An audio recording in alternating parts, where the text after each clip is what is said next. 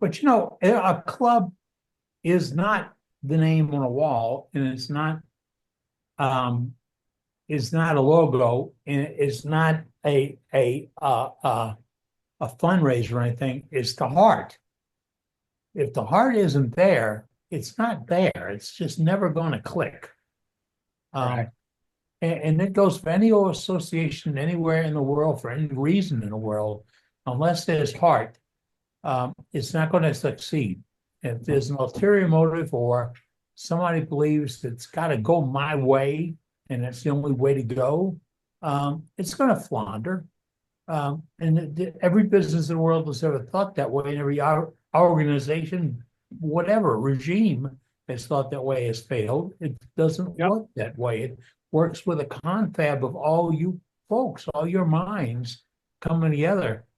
And we've managed to pull that off, and quite proudly, I tell folks we've pulled that off because there is no throne, there's no masterhead, and I like it. I like it. I like it. I like it. Yep. I'm glad to see the folks in here Hey, tonight. Eddie. Good to see you, Martin.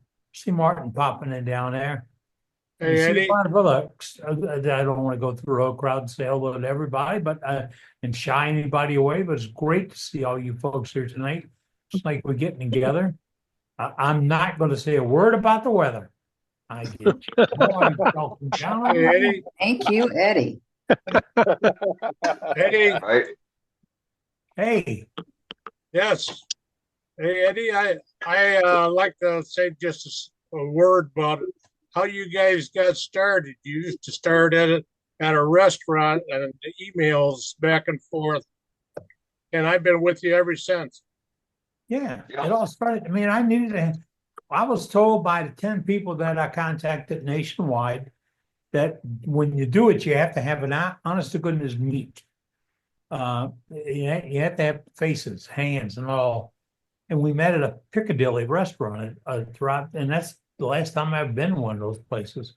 Um, and we just got them together, and I met folks there from here that wouldn't come to the club that was here because of what y'all just spoke about. The elitist feeling, we can't chime in because there's people that run the managed thing, and you can't say anything if you might cross that guy and then you're out of the world. Things like that. And those folks came out of the woodwork and hey, folks, they're sitting here with us. I can't drop the names, but they're sitting here with us, and they're still with us 5 years later because they realized, which is what I realized, wood turning is not about some guy with a trip up his butt. It's just about wood turning, and I was told you got to make money at it. You got to have somebody to be the dominant role, etc. And we found out it doesn't work. So, and that's where we came from, and we're staying here right there to do that. I have to talk about this each. I think we're at 2 weeks now with this shrink. Yeah, I haven't seen one. But with a counselor I talked to, and we always sum up about this, what we're doing here. Oh, we always go back to business. And he says, how's business going? And there was somebody else in the room with us the other day, and the lady said, business. I didn't think he was in business. And the gentleman holding the meeting said, oh no, he is one of the founders of the largest wood turning group in the world. And his business is to keep it as unmanaged. I love the way he put it. Unmanaged is humanly possible, but fun. And you have no idea that was to me a kind of an attack. Is unmanaged as possible? No, this is what we do, and we have fun at it. And yeah, you do it well. Some of the things I see fly between you folks are like a bunch of old ladies sometimes. Not to offend any old ladies, but we have a little fun at it. We joke with each other, we tease. There's light humor. no profanity, no insults. And every time somebody says, you know what you should do, that we have a real good comeback on it. Okay, tell us how. Mm-hmm. Don't tell us what. Tell us how. All right. Step Better up. yet, show us how. Put some shoes on. Run with the dogs. You know, and it's worked. Look at That's this. right. We got Level Up coming, folks. That wasn't even in my furthest dreams. And we got a newsletter that runs with the big dog. Big dog's back there on the porch, boys. Big dog's way back there because big dog can't produce what this club produces every other week. Nope. We turn out a world-class newsletter every other week. And for free. Did I mention the cost? And did I mention that the world's finest wood turners contribute to it? You know, they say we don't have a name. Throw all those names at us. I'll throw the names at you. You know, on the bottom of the screen's up there right in front of you. That's the names. That's the ones that matter. That's the people spinning wood and making art out of it. No advertising. I don't belong to anybody, bud. You know that. No advertising. As much as some folks try to or want to with us, we don't need it. We've lost a couple of key members because we've reeled them in. They thought, well, Yep. you know, this is just one time. We just like to. No, won't happen. Won't go. Why? Nah, there's some old sayings about that. We're not going to go there. But it's just that I got a little humility. I got a little dignity left. And I'm not going to sell it to that. You have nothing I need worthy of me giving up my honor. So, hey, what I really like is what you folks put forward. You see, because we don't limit it. Good, bad, or indifferent, we won't limit what you tell us. If you write an article for our newsletter, we will publish that article. If it's safe, and if we don't think it's safe, we're going to run it past a half a dozen minds to say, what do you think? Then we're going to talk to you. It's not going to say, look at this, for a trash can. That's not going to happen. This is fair and equal. But what we want to do is get your input because say 20 years ago, you told somebody you could put a finish on an ink pen with a bottle of super glue and do it in 3 or 4 passes and walk away from it. They go, yeah, really. Or do a tongue-all finish that you could comb your hair in across the room. Or paint something with dot paint that would look like it's come out of a ceramic kiln. Those kind of projects. We have people that have shown you how to do that. And they're going to be at Level Up to show you how to do that. I'm working on a promos right now. I'm needing more help back from our coaches. Our coaches are the folks we've recruited. There's 23, 25 of them or whatever. It's as a gang of people that are coming to Wisconsin Falls, Wisconsin Rapids, Wisconsin, in September 26th. And they're coming up there to share their knowledge about wood turning, share the piece that they have told us that they can take and fine tune for you. And those folks, I want to know more about you and what you do. I want to get a photograph of you working in your shop. Yeah, it's important that I see you working in your shop because that's where the action happens. If you're a magician on a stage, that would be different. But you're not. You are a craftsman in a shop working on stuff with your fingers and all that other stuff. That is what I'm going to Wisconsin to see this. And for me, that's a trip of a lifetime. And I'm going up there to see you get right there. And I get my fingers in there. And I can see what you do, and then I can do it. Yeah, this isn't like one of those places where I sit in the auditorium and say, oh, wow, I can't wait to try that.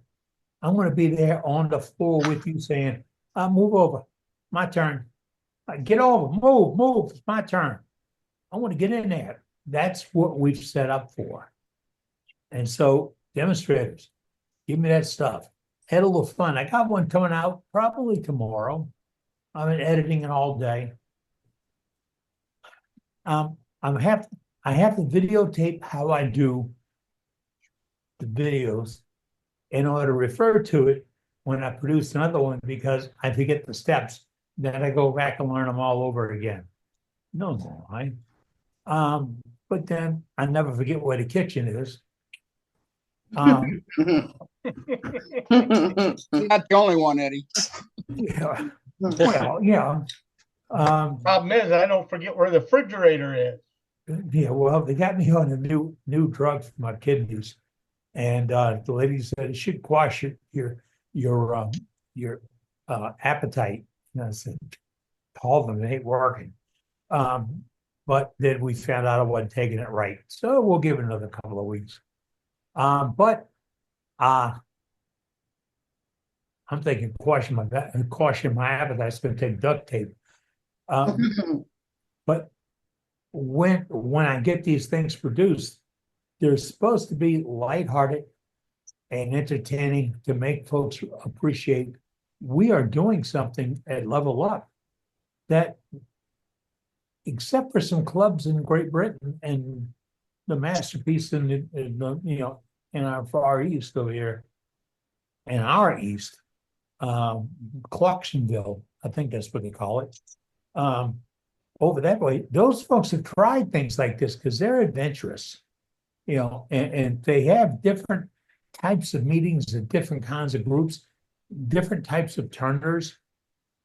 They handle this in a much different way than we handle it in America, and they take it much more seriously. Here it's a hobby, there it's a conviction, and because of that, it's handled quite differently. We're taking some of what they have learned and what they've developed, and we're putting it into the American life. And we're doing all this at Level Up. And you're not only just going to sit and see Turner and then go into a mall where they're going to tell you a whole bunch of tools and get you up your membership and buy another magazine and sell you a t-shirt and stuff like that. That's not what it's going to happen. It's going to be a little bit different. In fact, it's going to be a whole lot different. And it's going to give you an opportunity to grow your resources. But better than that, it's going to give you an opportunity to share those resources. Because when I tell you that you can walk up and tell a demonstrator something while he's demonstrating and talk to him while he's on that floor, there's places that's forbidden. You get thrown out the door. You don't go approach that guy. He's a paid demonstrator. He's that's not allowed. You can't, and no comments on all this. No, you can't do that. But here, a little bit freeboard. We're going to handle that a little bit different. It's going to be regulated, but we're going to handle it a little bit different. Why? Because there's a lot of information that goes both ways. I need to know what you're thinking. You need to know what I'm thinking. And there's got to be an exchange of ideas. I sit here at night and watch you folks turn. And in my head, I'm stopping the process. I'm freezing the screen and I'm saying, whoa, don't do that. Don't do that. Bring up that steady rest. No, don't do that. Create a dead man. Don't do that. Nope. And all of a sudden, you bring up the steady rest. You bring up a dead man. You change. I say, wow, you listening. You know what I'm thinking.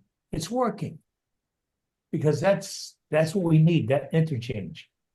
And it's amazing how many times I'm working with you and I'm working on your piece.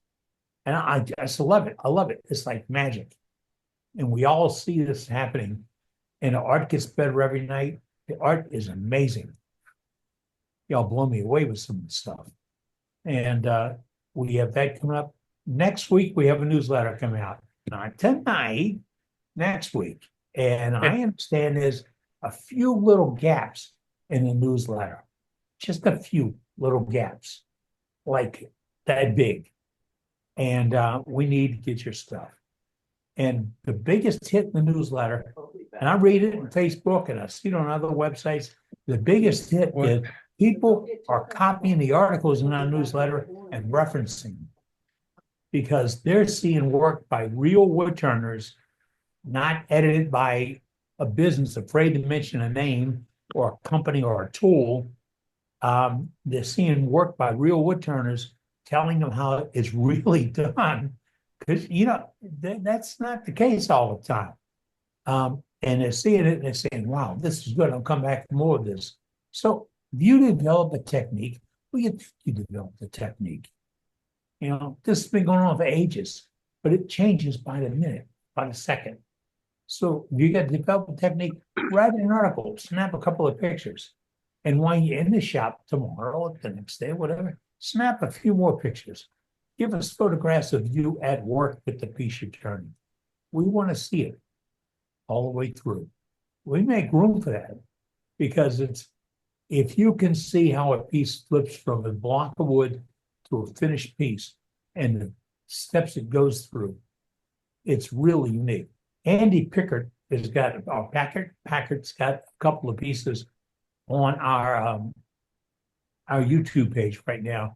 That's really nice. He's doing a ball and there's a jar inside the ball and he's showing how he's holding that.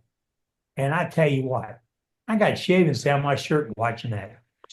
He went close up and showed us what he was talking about on how to create the dead man, how to hold it inside, how to work in there and how to get it done, and showed how smooth it was. You can't go to a symposium and see that. They don't have a camera that'll gift you that and let you see it. Andy did that. He put it online. And that's what our level up is going to be all about. We're going to show you that. And there will be an ornamental lake that at Level Up that was built by one of our members. He's one of our founders, Trey. And he's going to bring it there and show you a little bit about ornamental work. And as I saw it the other day, one of our members had retuned one he built using my Lazilla platform, and it's pumping and working, and it does magnificent additions. It's not totally ornamental on a piece, which is great because sometimes it just gets gaudy, but to throw a little splash in there is really nice. So you got something, we need it in the newsletter. You got photographs of your work. We want it in the newsletter. Remember how you do it. Send your photographs to editor@worldwidewoodturners.org. If you have questions about Level Up at worldwidewoodturners.org. And if you need to go to the webmaster@worldwidewoodturners.org. He's not real busy nowadays. He's already built the world's greatest website. You just got to keep it tuned in a little bit. So, and I tell you what, if you don't think it's the world's finest, you ain't shopping. So go on in there. It's just about the top of the hour. In a few minutes, we're going to start gallery. Is there anything else coming up, Dane? I'm sorry. Say again. What's coming up this evening? Well, we got a little bit of gallery on the queue here, and trying to figure out what's going on for a demo at the moment. So, Okay. with that, hey Matt, you want to go ahead and kick off the gallery for the evening? Who you telling me? Talking to Matt. What would you like? What you want to start gallery? Yeah, if you don't mind, please. Okay. Well, the first up tonight is Wayne. So let me shift to him. What you got, Wayne? Good evening, guys. Believe it or not, I did a live tonight.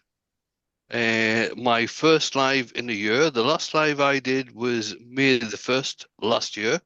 So we're on the 30th of April, or we were on the 30th of April, and I did a live. I did a couple of pieces. I'm only going to show one, and it's a string pull.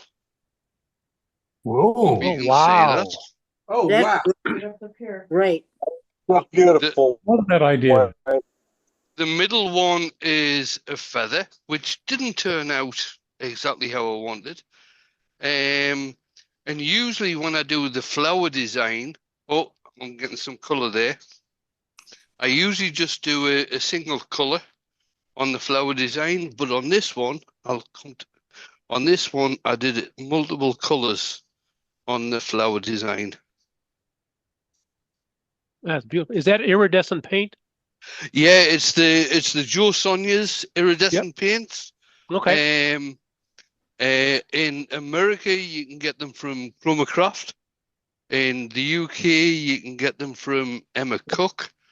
I'm forgetting the. You can get them from Emma Cook, the Tiny Turner, if you want to get them in the UK. I've got to say, I was very, very nervous doing live tonight. First one in the year, very, very apprehensive, very anxious, and I wasn't relaxed because I am sitting here now, and my shoulders are aching. Oh, which shows I wasn't relaxed at all. You had the bottom of that when I was turning tonight. minutes. Regardless of that, he did a fantastic job. You did a Oh, thank you, fantastic Ruby. job. Oh, In 15 thank you, minutes, Al. We were all timing you. You If didn't miss you a beat. if you didn't see it, go back on YouTube and watch it. It's more than worth watching. Yes, You're it more is. than worth watching. Right. No, the thing is, when I do lives, I don't tend to talk very much when I'm doing the turn. I just tend to turn, and I'll leave it up to my earworms to keep me informed of what's going on and ask any questions that need to be answered and things like that. So it is just me on the lathe doing some turning and trying to produce stuff that people like. It was very enjoyable this afternoon, Wayne, I'll tell you. We Thank were you, glad Al. to have you back, Wayne. Oh, It was cheers, very Dale. enjoyable. Appreciate it. It was. You've It was been great. missed. That idea with your string is just out of this world. Now that is like I said in the live, that wasn't originally my idea. I watch a lot of But you showed it again. You showed yeah, it again. but That counts. I'll watch a lot of art channels on YouTube to try and get ideas for what I can do in wood turning, and that's basically what I do. I didn't bring the second piece in to show. I don't think it turned out very well, and you've seen it before. It's when I do the texturing with the mini carver and put some colouring on it. Yeah, you've all seen that before, so I didn't bring that one in to show. And to me, we couldn't tell you were out of practice, Wayne. Oh, Dale, I was definitely out of practice. I really was, man. You might have known it, but we couldn't tell it. that's the Except important for the thing. fact that you were admitting you were nervous. Well, to tell you the truth, Dale, if I was in practice, I would have been finished about 20 minutes earlier. Yeah, but you were still finished a lot faster than anybody else I've ever watched do a live. Yeah, but okay, yes, I was. It was a demo. It was a live demo. The finish on this piece is not the best. The coloring's okay, but the finish is really not the best. It was a live demo. Yeah, well, your live demos, you don't spend a lot of time with the sanding to get the perfect finish. Yeah, exactly. Thanks, but Wayne. yeah, Wayne, I just wanted to tell you that was a beautiful piece. Here in the oh, States, thank you. I got my Jasonia paints from Jasonia.com. Right. So I just wanted to add that. I tried to put it in the chat, but I couldn't spell Jasonia, so forget it. Yeah, it's Chromacraft that do the Joe Sonias. So you can get them through Chromacraft. In the UK, Emma's actually done a new page. It used to be joesonias.co.uk. Sadly, Lynn, who used to run that, and he used to supply everything. Sadly, she's quite ill at the moment, so she's retired from that. And Emma Cook, the Tiny Turner, has taken over the Joe Sonia's paints in the UK. All right, so if somebody can find the links to put them in chat, that would be a great place for it. Thank you very much, Wayne. Very nice Thank piece. you. What kind of string did you use on the pull? I just use it's just wool. It's a very smooth wool. Okay. I found that if you use a string that is quite hairy, it's got the bits sticking out the sides and everything, that doesn't work so well. Other things that work are the likes of, if you can find any cheap jewelry chain. The plugs that you put in your bath and things like that, the plug chains, they work very well and give a really, really good effect. Yeah, I've had good results with light pull chains. So yep. Yeah, light pull chains, exactly the same type of thing. I saw a couple from Holland do a really, really big. It was about 4 foot long. And they used a larger chain to do this. Now, the art channels that I've watched, they tend to do wet on wet. So they do a wet acrylic paint, and then they do the string pull with obviously a wet paint as well. What I wanted to do was find something that was a bit quicker for wood turners. So I tend to use a black lacquer, and then which obviously are dry, and then use the string pull over the top. So I'm doing wet on the top of dry rather than wet on wet. Very because cool. It's a lot faster. Okay. All right. Well, thanks very much, Wayne. Yep. Thank Much you, Matt. appreciated. Cheers. Yep. Cheers to you as well. Next up, we've got Jeff. What you got, Jeff? Hello, everybody. Well, I've got another pen this week. Surprise, surprise. Surprise.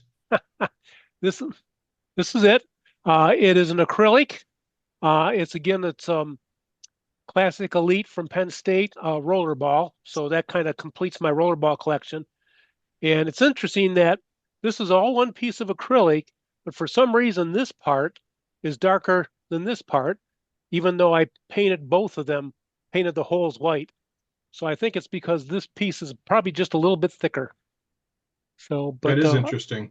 Yeah, I kind of like it though. So I think came up pretty. Got some nice. What's that? Gives you some contrast. Yeah, definitely, most definitely. So the other thing I got is actually for Charlie, who's online with us tonight. He was asking last week about what epoxy to use to line the inside of a hollow form. And Charlie, if you can see this, okay, this is what they recommend. Well, that's probably backwards. Is that backwards, you guys? No, it's forwards. Okay, good. So yeah, Alumilite Quick Coat Epoxy. It basically, in 4 hours time, you can stop the lathe from rotating and just let it set overnight. And then you do 2 coats of this and you should be good to go. So, where'd you get it?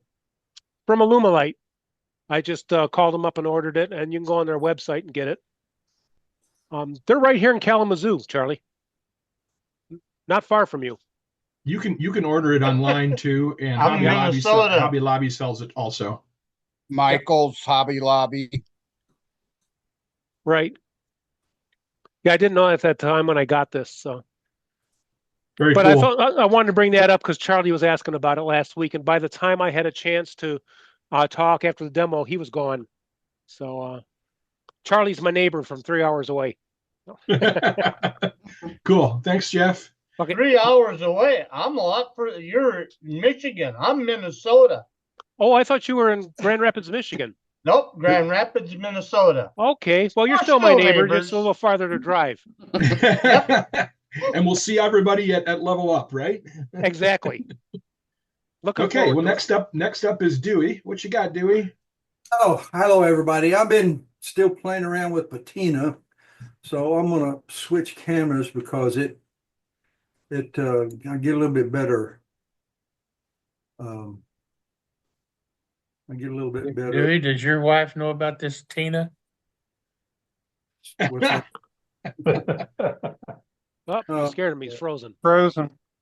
Well, Does you might now look. You're Glad to hear scared it's of not bringing me. up his wife. Should we come back to you, Dewey? yeah, My fault. Yeah. I'm froze up for some reason. Anyway, yeah, go ahead. I'm sorry. Okay, hey Joaquin, you got to turn your camera on, or I can't jump to you. There we go. Wait, Well, I something. didn't know I was well, next. Dewey's back. Dewey's back. Way back. Okay, Dewey, what you got? Oh, there we go. Oh well, here let's try it. Let's try it this way. No, he's gone again. oh, there he No, is. there he Okay. is. There he Nice. is. I'm gonna turn it Don't off. change a thing. Mine. What in the Oh, world? wow. Oh my He's just God. playing around. Love that. Wow. He's just playing around. And Yeah. the problem is this is Looks green, like Bert. but the camera makes it show. Maybe I No. might. Here it looks green. It shows green. It shows Green blue. is blue. Yeah, it's greenish. Yeah. Okay, there it is. Wow. And Yeah, it's kind of an aqua on my camera. Or I mean, Yeah. on my screen. but anyway, I did some laser engraving on it, and Mm-mm-mm. And some coppery looking. yeah, That's really pretty. got a lid for it. Beautiful. So Yeah. anyway, I think one thing I learned right here on this, like right here, I got the paint too thick whenever I sprayed it, and it dripped down. And then when I put the solution on it, it kind of made it glob up. And see this? So Yeah. that's a lesson learned. Hmm. So anyway, I The mistake only you know you made. Yeah.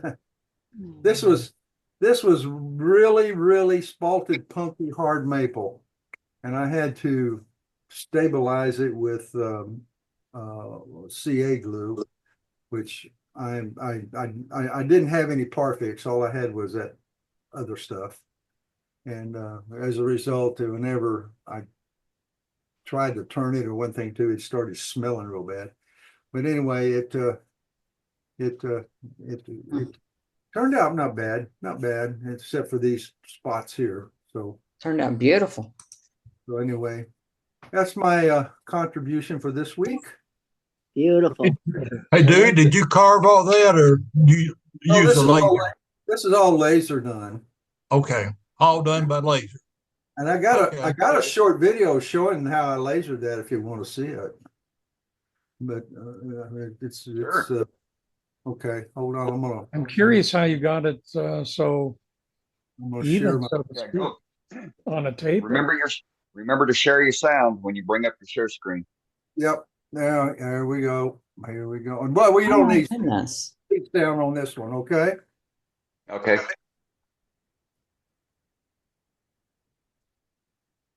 Oh wow. Interesting. Great. I like that stand thingy. Yeah. Yeah, that's a rotary. It's about 46 seconds here. It gives you different angles and views. There's the end angle. You can tell how punky this stuff was just by looking at the bottom of this. Yeah. Really bad. And but I'll work with any type of wood. It doesn't make any difference if it's punky or purple or pink. Outstanding. How I like it. Wow. It's beautiful Very, work. very cool. Yep. Thanks, Dewey. You bet. Here we go. Beautiful piece. Good night. Appreciate it, Have a buddy. great evening tonight. All right, next up is JJ. What you got, JJ? Well, I got a couple pieces. There's my piece for the Burl Challenge. Oh, wow. Wow. Oh, Yeah, nice. you nailed it. I think you won that one. What's the shiny stuff? Brass. The shiny on the finial. Brass. It's brass. Oh, okay. Brass. Oh, That's okay. from a 1-inch brass blank cylinder. Rod. Yep. Yeah. So the foot is East India rosewood. This is red mallee burl. And that was the very last little bit of African blackwood I had. You'd see it had an inclusion in it. So I decided to accent the inclusion with a little bit of gold embellishing wax. And it's a little jewelry caddy, I guess. And then I turned the brass foot of the finial and the brass tip, and then I turned the holly body of the finial. And this little thing, matching this thing up and actually being able to hang on to it to get it cemented into place was not fun. Arthritis makes things like that really, really difficult. Yeah. But that's my burl challenge. Oh, and so the rim here is, you can see how light that is. And the surface is the same color, but what I did was took a black marker and colored it. So then I could brush gold, the same gold gilding wax that's on here around the edge and tie it in with the brass. Very cool. Perfect. It's fun. And then, Great piece. and then I have to brag about the knucklehead. So here's my hand carved fist. Oh my goodness. Nice. Cane. This is ash. And I use vegetable leather dye and fit. So I reduced it to fit the foot. It also fits the plumbing fit. This is just a double-ended brass plumbing. What do they call that? With threads on both sides? Union? Yeah, union, plumbing union. So it's just a plumbing union. So 1/3 of it is up in here, and I actually straightened it's got a slight taper. So I actually took my gouge and smoothed it so that it's straight. So it starts threaded and ends up smooth. And this is the middle section, and I just cut the bottom section off. So that is anchored really, really well. And then this is a recycled chessboard that was given from another woodworker. So it's Purple Heart and walnut. And I took sections of that and layered it so that the grain went opposite. So it goes this way, and then this way on the top. So I basically made a plywood, which gives it a lot more strength. So it doesn't matter what way you put pressure on the handle of the cane. It doesn't have any flex and it won't snap. So that's the knucklehead. Looks great. Very It turned out really, really, really neat. So that's, and I have my little bench, but let's save that because I might do a demo on that. All your stuff is really great. Thank you. Very cool, Joaquin. Thank you. Yep. Next up is Charlie. What you got, Charlie? Oh, I got a few items. This is a pine bowl. Oh, cool. Oh, nice. Very nice. Did you Now, burn that? This came down in a storm last year and went through my neighbor's garage. Ooh. I'm making him a peace offering. Well, put something in it when you take it over there to him. Yeah, I can do that. M&Ms. They all like M&Ms. And another flower vase. Oh, cool. This Very is popple. What are you finishing them with, Charlie? Tongue oil. Cool. Very nice. Nice. But I gun. finished 90% of my stuff with. When you say tongue oil, is that the Minwax tongue oil finish? Yes. Okay. Thank you. And another flower vase. Oh, wow. This is salted Very birch. nice. Very nice. Very nice. These are Love it. 2 inches on the inside. I can get glass tubes to put down them. If I can't find the stuff to seal them with. Yep. And then the culprit that destroyed my old lathe. I got even. I made a Christmas tree out of it. There you go. That's a real one.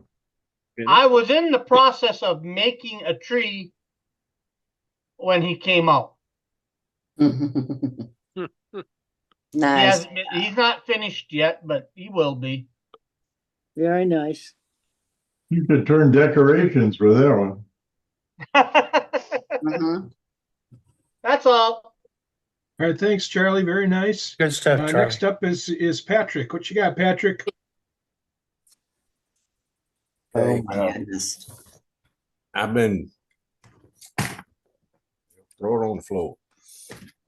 Been collecting some of the wood that we've been taking down trees, and last week we took down a sweet gum. So this was turned wet. So Wow. Oh, Nice. wow. Nice. Love it. and it really didn't move that much to be turned wet. Give it time. Well, it's pretty much dry now. But that's one piece. Consistent thickness. Yes, about a quarter of an inch thick. And this piece was a little small stump that was sticking up out of the ground. We just cut it off level with the ground. I have no idea what kind of wood it is. And Dewey kind of got my wheels turning with his demo. Oh, wow. Oh, beautiful. Oh, that's pretty. Very nice. Yeah, that's great. Got the handles on real. Yeah, looks great. Yep. Wow. And it was turned wet too, so Very it's moved, and I got to redo the top of it. It won't go back in now. So So it's got a locking feature. Is that it? yeah, if you push it in, it will lock. There you go. How'd you attach your hand? How did you attach your hand? Just used epoxy, Okay. and like you said, you have to sit and hold it and wait for it to set, then put the other one on. That's a really pretty piece. Yeah. Very pretty. Beautiful. It is. Very Well, nice. thank you. When I do that, I try to use clamps and stuff, but sometimes it doesn't work. But yep, very nice, Patrick. I've tried clamps and tried tape. You Nothing tried rubber works. bands. Rubber bands are the worst. The thing moves with rubber bands. It doesn't stay where you put it. If you try to get equal pressure on each side of it, it's virtually impossible, and it's going to rock one way or the other. So The best thing to do is to hold it like you did. That's the only way you know Yeah. it's going to be right. use It doesn't take quick that set long. epoxy and just sit Right. down, hold it, and watch TV or Be patient. YouTube. Or, Well, I mean, you know you want it right. That's the only way it's going to be right. Yeah, that's I a think pretty. you're right about that. That's pretty. That's what I've got for this week. All Beautiful. right, thanks, All right, Patrick. well Lovely done. Nice, piece. Patrick. Thank you. Next up Oh, is great, Al. great. What you got, Al? Well, first of all, if Martin's still here, I said that if he's on every night, it'll be a black tie night. There's my Martin tribute.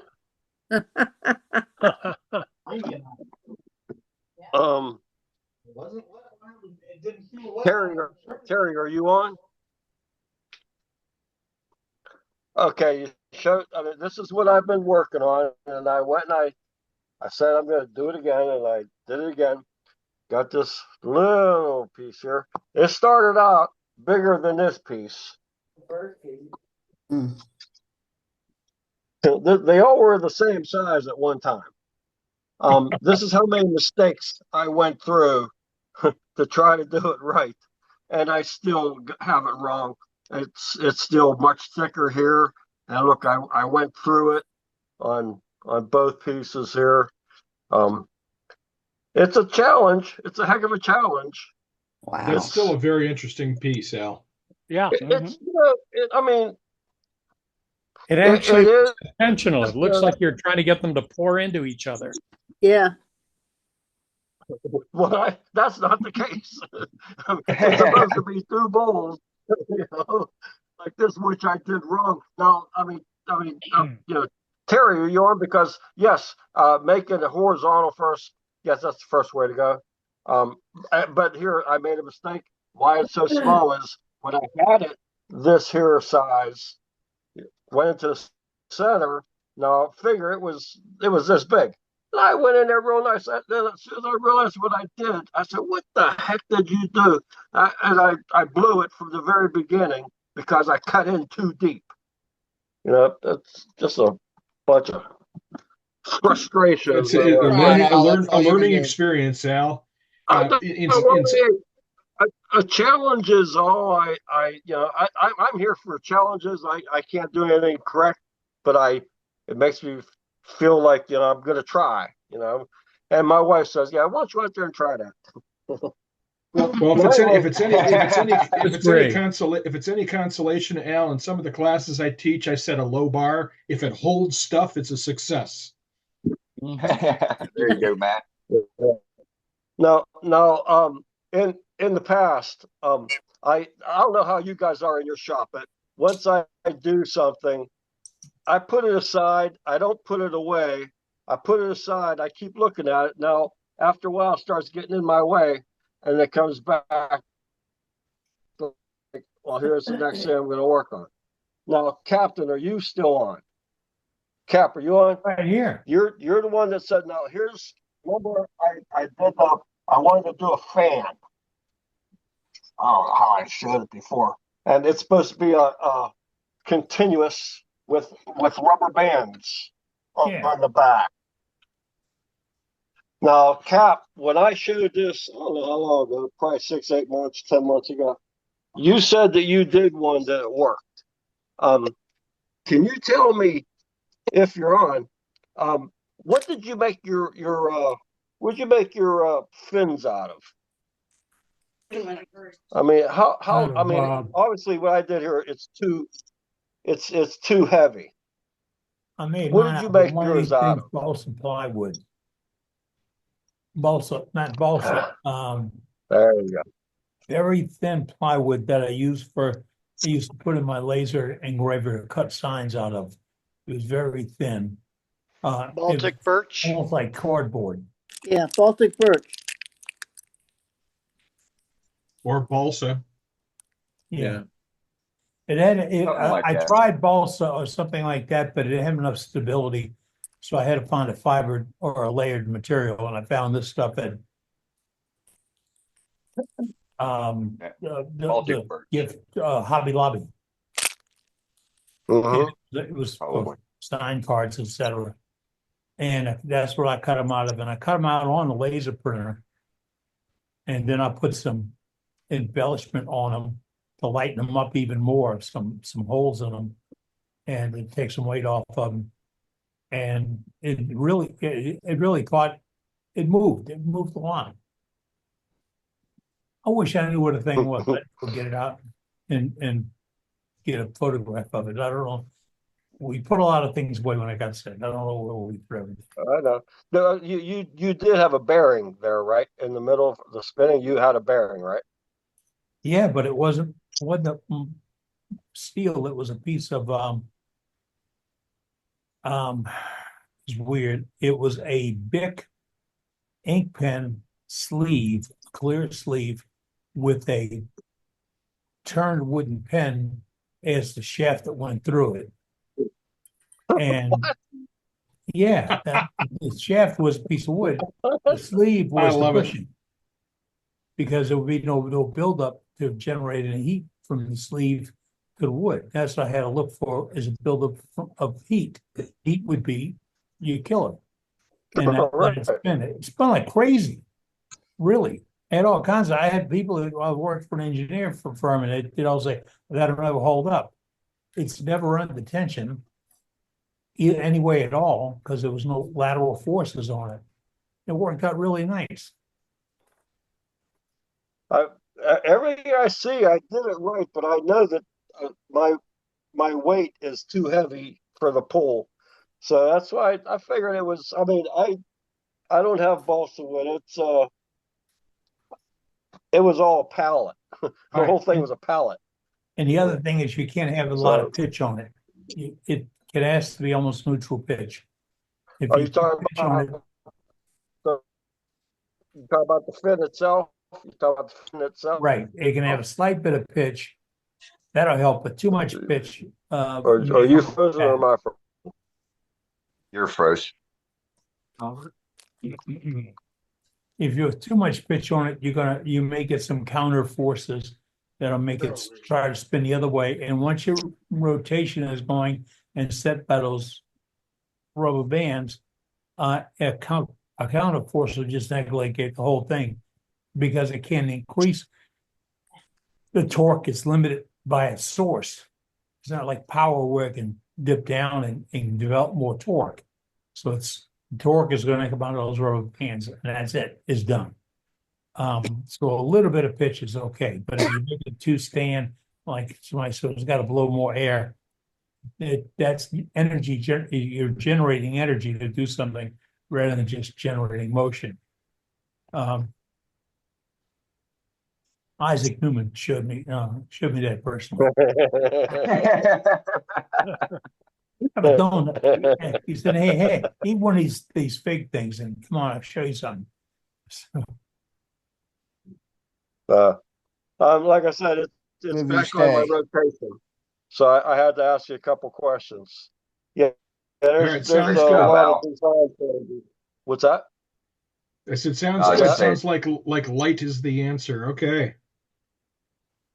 Light is the answer. All right, everybody have a good night. Thanks, Al. Thanks, Al. What's up? Next up is Paul. What you got, Paul? Oh, there he is. Yeah, a couple of things. These are from sort of recent demos I've done. There's this one, which is, I think I showed one of these before, but this is another one I did recently. It's a little box in the shape of a spinning top, so you can put something inside. Oh, cool. Hand cut thread on it, and it does work as a spinning top. So that one was boxwood, and then this was another one. The base is masseur birch, and the top is kingwood, but the top is made as a spinning top.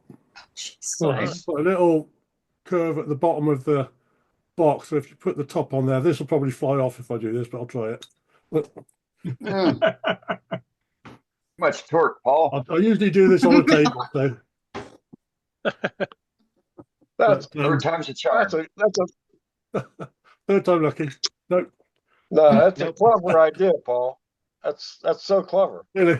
But yeah, if I do that on a table, the top will spin on there. Top does spin, but I'll do it probably on do it in the palm of your hand. bowl. But yeah, it's just something sort of different for a box. Not my idea of so it's not sort of an original idea by me, but I've not sort of done anything like that for a long time. So I was doing a demo on boxes, and I did one threaded and one sort of push fit. That was those two, and then last weekend I did another demo somewhere else, and I made this one, which is made out of sycamore or English sycamore. The outside is gesso with texture, and then airbrush acrylic paints to get the colours. Really great job, Paul. Beautiful. That looks Got great. him. Beautiful. Okay. Very cool. Thank you, sir. Thanks, Paul. Thanks. All right. Next up is Jim Duxbury, who doesn't have his video on. There we go. There you go. Yeah. All right. Yeah, It's all you. It's all you, Jim. I'm on. I turned it off, said box. I did this on purpose, by the way. It's not an accident. Wow. That's slick, Jim. That is slick. Oh my. That's sex. I tell you. Oh, I can see you making a wig, an off-center wig stand like that, having the head for the wig coming off to the side. Putting a face on it. Sure. Yeah. Now, how did you turn that in the chuck? You just held it awkward in the chuck? I see you have a tenon that's pretty long. I had it between centers. I offset it between centers. Right. My chuck does parallel offset. This is angular offset. And that's how you get the different side on it. Jeez. Anyway, I wouldn't want to get another one to match it, but anyway, I'm good at making one at a time. That's so cool. Very cool, Jim. So again, but how is it held? How's it held on that angle? I mean, Between centers, the offset that for the offset the beginning of it, huh? for the actual shape, set on centers. The first side you put between centers this way, Right.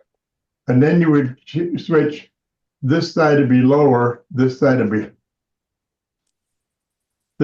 lower, this side to be higher, and you would get this plane here. Right. This side would be higher, this side would be lower. Oh, And you really are you rotating it? Are you rotating the tenon? Are you rotating the tenon in the chuck a little bit, tilting the tenon in the chuck a little bit? quite a bit. That's It's not in a that was chuck, my it's question. between centers. The center, you start out turning this, I'm sorry, I did it backwards. You start out turning this and put the cavity in the bowl, just like you would a regular box. Okay, that was my question. Okay. Then you offset the thing to get, you offset it this way. That's why. Right. So Okay. now the center, Right. this used to be from here to here, and now it's from here to here. So Right. it's gone from here to here. Right. This Very is- cool. This is Same way an you were angular doing- offset. You know, same If way you- you were doing it as a spindle, Awesome. but If you turn to something, the next level. if you turn something on the lathe, it goes around like this. If you offset it on both ends, it goes around like this. If you offset it on one end, it goes around like this. This is an angular offset. Right? Yes. Right. Yes. Correct. Gotcha. You Everybody explained asked, that right. everybody asked me if I did it on purpose, but I really did. But I couldn't do another one. I couldn't do another one in this because I didn't take, you'd have to take, anyway, I could do a lid that's angular too. And I'll show that, next time, but anyway, that's, this is vaulted, sycamore. It's almost punky, but, gorgeous wood. Yes, it is. Yeah, it is. It's a beautiful piece of wood. Anyway, Very cool, Jim. Thank you. thank you. All right. Next up is Ray Daka. You got something, Ray? Oh yeah, it's been a while since I've been with you guys, so I got a couple Well, you've things. been working Working. hard, putting Yeah. into the funds. Yeah, so this I wanted to try something other than my normal round and brown. So There you go. Nice I never job. turned pine. Everybody said it's miserable, and they're right. It's not very fun to turn, lots of tear out. And I turned this once in green, and then I did the this light sucks. I tried that what do you guys I'm gonna butcher it, Bansugi Sao, the burning. Okay. And then I Shoshugi got Ban. Sugiban, yeah, that's yeah. what it is. Shoshugibon. Shoshugiban. Sugiban, I got yeah. I got them all mixed up. So it's hard to see, but then it's also dyed blue with the shellac dyes from Craft Supplies. Cool. Yeah, look, the color looks great. Yeah, the color came out really good. Yeah. And Good- then good the for- burning of it popped the grain so you could really see it. And then this is that kind of Got that oak. yeah, this is that white oak that loves to split on me. Uh-huh. So it's it got a couple little stress cracks because I turned this Sunday and then Monday it got a couple little stress cracks on the rims along in the medullary rays. But I mean I turned this thing pretty thin. It's and it was almost a funnel. I don't even know. No. Looks But good, Ray. I can actually flex the bottom when it was green. So Wow. there was that. That's awesome. And then I tried one more thing. I wanted to do like a charcuterie board. So it's basically a flat platter, if you will. You know what I mean? So, but it's got like the OG and the thin rim, so you can get your fingers up under it without having to have handles on top. So you've got the whole top real estate for your meat and cheese. Nice. Sweet. Get a slight inward taper too, in case people wanted olives or grapes or something on there. Oh, good. That's silver maple. That's pretty. Nice. Is that curly silver That is maple? pretty. Got some Yeah, it's got a little bit of Yeah, it's figure got in it. some. It's got some curl. Yeah. Yeah, all the stuff around here in Southeast Michigan, every tree I come across for the silver maple has quite a bit of figure in it, if you can find it. So, but it's also got some ambrosia going through the bottom half. Oh, nice. Nice. All right, cool. guys. Y'all have a good one. All right, thanks, All right, Ray. thanks, Ray. Okay, Dane, that's all I've got on gallery, so I'm gonna send it over to Okay. you. And Yeah, I can show a piece of wit that I have.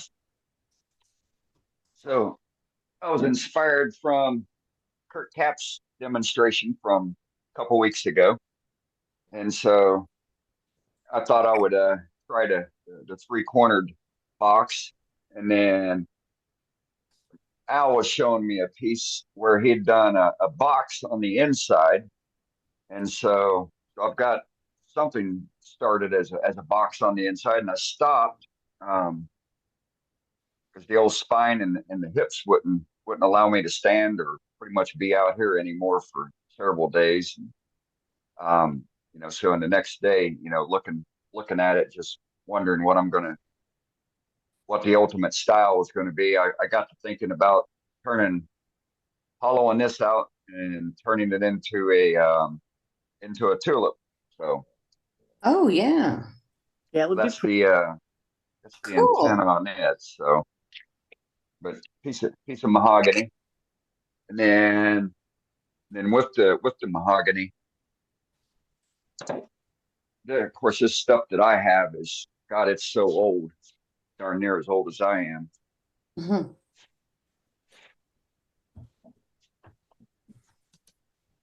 know, but the collar is it's not very robust. Of course, this isn't finished. It's just turned and it's got a layer of old linseed oil on it before the wet sanding. And so what I did on the outside was I took some coral RIT dye with my DNA mix that I do, and soaked the outside of it, let that dry, which, you know, wicks off real quick. And boy, it brings it back to a proper mahogany color. very nice. So Pretty. something to think about there on refreshing the wood. You know, you can always match the original dye on it. And then with Terry and Al doing their merging bowls together, I've also got a piece chucked up on the lathe and ready to have a go at it once my body will cooperate with me. I could tell you everything I did wrong. I've been hearing about it. I've been hearing about it, you know, with Terry when he's been talking about it the last 2 weeks. Been listening to what Mr. Duxbury's been saying. So a lot of really good information that's been learned the hard way and the easy way for you guys. So I'm, you know, taking it all to heart. And, like the key bit is like what Terry and Jim was saying was, you know, making sure you're starting with a solid square block and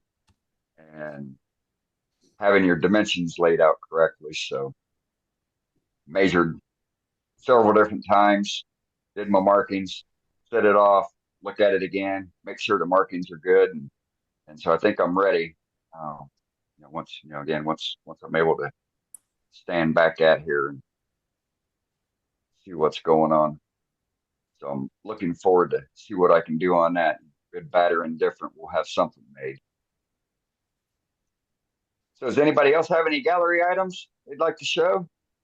Nobody said anything in chat, No? Dane. So that I could show something. Okay. who's that? All right. James Carter said, I've only been on here a couple times, but the first time I was on here, I was asked whether or not I could demo. Unfortunately, at the time, I didn't have anything set up for that purpose. Now I do, and Right on. this is a piece. This is a demo piece I'm doing for the SWAT demo, the SWAT symposium in August, and I had to have pictures taken today. Tomorrow the write up is due, so that was something I was working on. Got my camera set up where I can work all that good stuff. And Okay. then I know you're talking about a four piece thing. This is something I made a few years back, and it's seen better days. It's fallen a few times and broken, but this is a Christmas ornament that's made from a cube. And so anyway, my light down here enough to where you can see through it. There's your Christmas tree. Oh, wow. In there. Oh my goodness. That's mounted there. And this is it's one of those you start as a cube, and then it's just box construction after that. It's just a matter of piercing through it and doing it. No, I can't do this in a demo because it takes about 5 hours to make. So unless you want to watch a really long time, you don't want to see this as a demo. Very cool, James. But don't say that too quick, James. Oh, he already said it. He already said it. He said it quick enough. I can't do it in an hour and a half. I can do it as a demo, but you're gonna be watching for a very long time. Oh, I'm sure there's other stuff that you've got that will be more than happy to be able to watch. And James, learn. they might have you on for 4 straight Wednesdays. That's fine. Yeah, we are guilty of doing, or I should say, I am guilty of doing segmented demos. Breaking it up between multiple weeks. Give me a second. Yeah, you made me do that. I remember. Yes, I know. Yeah, you did that. I made myself do it. This little box is something I'm known for demoing, and it's a cute little box, cross grain. I use EasyWood tools on this one just because it get both a beaded foot and a little beaded detail there. There you go. Beaded edge here on that. Back where you get the lights. How did you hold that to get at the bottom in the demo? One moment. Oh my. For the moment demo. Oh, I mean, that's it. nothing. I love it. The chuck I used is right here, and the jaws are on it. Okay.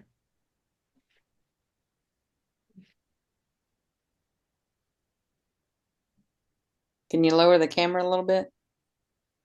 He's going to switch it. Yeah. Oh, there you go. So that right there, if this is the classic ideal. If you cut your tenon to fit the chuck, I use the actual beading tool to cut this particular the tenon. Once I get it sized right, it'll go right in here. Oh, so you got the bottom finish first then? Oh yeah, I mean standard box construction. Start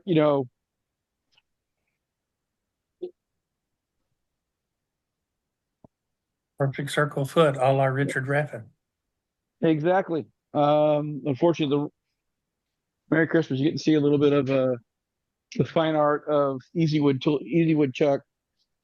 I do love these chucks; they're nice. But this is truly it's a Raffin style box. I'm not going to argue that. My inspiration from it came from Richard Raffin. So.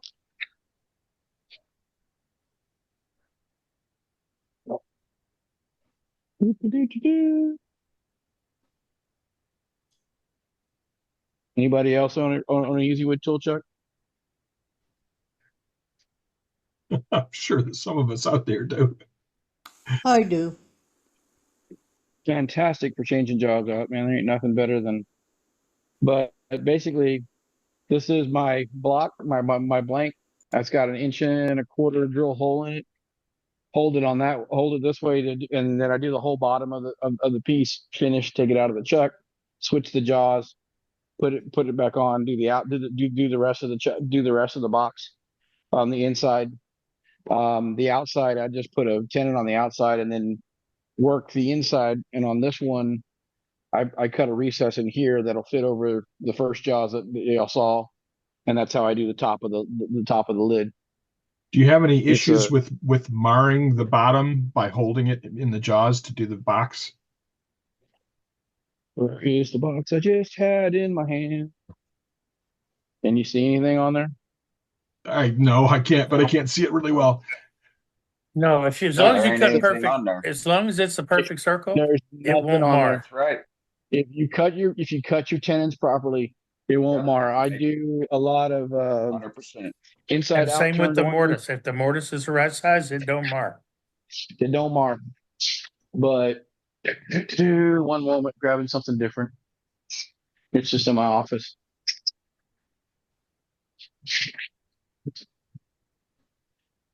Sorry for the air. We don't Can't hear hear it. Can't hear it. The noise Oh, good. I'm reduction glad is. you did. But this inside out ornament here, same thing. That whole top that's what I turn to grab that top tenon there. There is no mark on that. It cut right. To me, that's chucking 101. If you chuck your pieces right, there is absolutely no reason why they should that you can't pull it straight out and sell it right there. Same with this guy. Even the one that's hanging here, that tenon, it's held properly in the chuck, and you don't need to worry about the marring of it. I mean, maybe if I pulled out a micro, I might be able to find it again. But even I've chucked this thing 3 times tonight, and it doesn't even. I don't see anything. So there's a chip out of the tenon, out of the little, that part. But that's it's a demo piece. That's different. But it's been around for a while. It's been passed around many times. So, but yeah, that's one of those things that always happens, and so. But yeah, no, that's not something that's I don't ever find to be a challenge on any of the things I turn. Well, very cool. Well, thanks for showing that. I appreciate it very much, James. Yeah, cool, James. I'll get in touch with you, James. I knew it was coming. I got busted the last time I was on here, so I was like, I'm sorry. I just was. That's all good. I appreciate it. It's my fault, James. I threw you under the bus. Hey, that's fine. I mean, I demo. That's what I do. It's part of my job. I'm a full-time woodchucker. This is what I do for a living. So I thought we started early tonight. I was ready. I mean, I was paying attention. I was front and center. That was good. Yeah, great stuff. Yeah, that was good. All right. Nice Well, we've job, got. James. Thanks very much, James. We've got some more folks here in the chat. So let's go to Tim. What you got, Tim? Hey, how's it going, everyone? Been a while. Been working in the shop trying to get things straight. Flat surfaces, they just get piled up again. Anyway, Boy, that's the truth. While switching cameras here, so while working on my flat surfaces, sorry, I'm trying to get a picture of all this. I built a little stand there for my one-way easy core tool. So it's basically 2 pieces of 2x4 stuck together. Now I've got my cutter guides. I apologize, crappy camera angle. Cutter guides going in one location, and then my actual cutters on the backside. And all I did was just drill out the holes on a little bit of an angle so everything fit in there. Then I could mount it to my shelf. So for the folks that are trying to figure out how to store your tools without banging the tips and all that type of stuff, it was just a quick little easy way to do things. Not my idea by any means. I actually stole that from Daryl out of Dreadnought Wood Turning. Yep. So I've got a similar just construction. a thought for somebody that needs the storage on their tools. So very cool. Thanks, Tim. All right. Good job, Tim. We're going to go to Terry next. What you got, Terry? How you doing? How's everybody doing tonight? I just got a real quick one. I just wanted Mark to know that we were paying attention last week. when he showed his egg. So I thought I'd show mine. I went down and I don't know what the finials are made out of. I just put the black acrylic paint on, varnish them. And the egg is cherry. But last week, Mark showed one just about like that. So I tried to take some inspiration off of his. Beautiful. Nice, That's Terry. about all. I did some other things, but nothing's finished. That's all I wanted. Thought I'd show that and tell everybody I'd like to go home, go into next week, letting them know that I was paying attention. Right. Cool. There you Thanks, go. Terry. All right. Well, Patrick says he's got another piece to show. So what you got, Patrick? Got a Rita Duxbury inspired lighthouse that I turned a while back. And it's Wow. That's Wow. beautiful. That's Nice. really pretty. Sculpted white oak. Wow, you were paying attention. Yeah. Oh, Ooh, got it. Wow. Nice. I like the bark around the top of it. Ah. That's cool. Yeah, the live is Yeah. definitely cool. This was the hardest part. Is I turned this part and then cut it off and turned it around and hollowed it out real thin, and then carved these windows in it. And then I had to glue these pieces on with this piece, and the pickets under there are toothpicks. Oh, that's Okay. fun. Oh, okay. That's fun. That's That is fun. Very cool. nice, Patrick. you Oh, didn't. that Yeah, is that's great. I really like that. I really do. What kind of light you put in there, Patrick? I don't remember the name of them. You get them off of Amazon. That one of those little bullet lights? Yes, Okay. and it's For balloons. just stuck in. It's just stuck in there. It's not glued or anything. So when it quits, you can take it out and pop another one in. There you go. Cool. That's cool. Is it hollowed out? No, the body's not hollow. Oh, so it's pretty heavy, isn't It's got a little heft to it, it? Yeah. Let this be a cautionary tale. You can run, but but it was That's still nice. a fun little turn. Yeah, it looks like it's got some beautiful character to the wood. Yeah. Very cool. All right. Thank you very much, Patrick. All right, thank you. We got one more. I've got an additional piece from Jim Dux. What you got, Jim? I got another one of these. I can make these all day with three. But when I had the fourth one, I busted this one too. So this is glued together. But these are 4 barrels turned on 90-degree axis. Oh my goodness. Okay. North, south, east, west. Yeah. There's something about making the fourth one, it jinxes me. I just can't do it. Maybe someday. Something Duxbury can't do. Oh my God. You got it. No way. Say it ain't so. Yeah. Say it ain't so. I can make them 3 like this. I can do it in all different configurations, but I'll tell you, I put the fourth one on the end. You should be able to do it, no problem, but I just about get it half done or something and bust it. But anyway, I'll get a better piece of wood next time. I just thought I'd show. What do you use that for, Jim? What is it? A camel stand or something? Well, right now, this particular one is going to heat the shop next winter. Okay. But no, I don't have any use for it. It's just fun to do and interesting. All right. Very cool. Yeah. Thanks, Jim. Yeah. Okay, Dane, that's all I got on my list. So I'm going to go back to you on your no. Oh, or not. Okay. He's talking with management. Yeah. Management calls, you know, want to know if I wanted guacamole or not. Doing fajitas points, so like. Is that ever a no answer? Yeah, that's never a not question. Not with me. Not with me. So I was going to say, what kind of question was that? Yeah. Gotta have guacamole.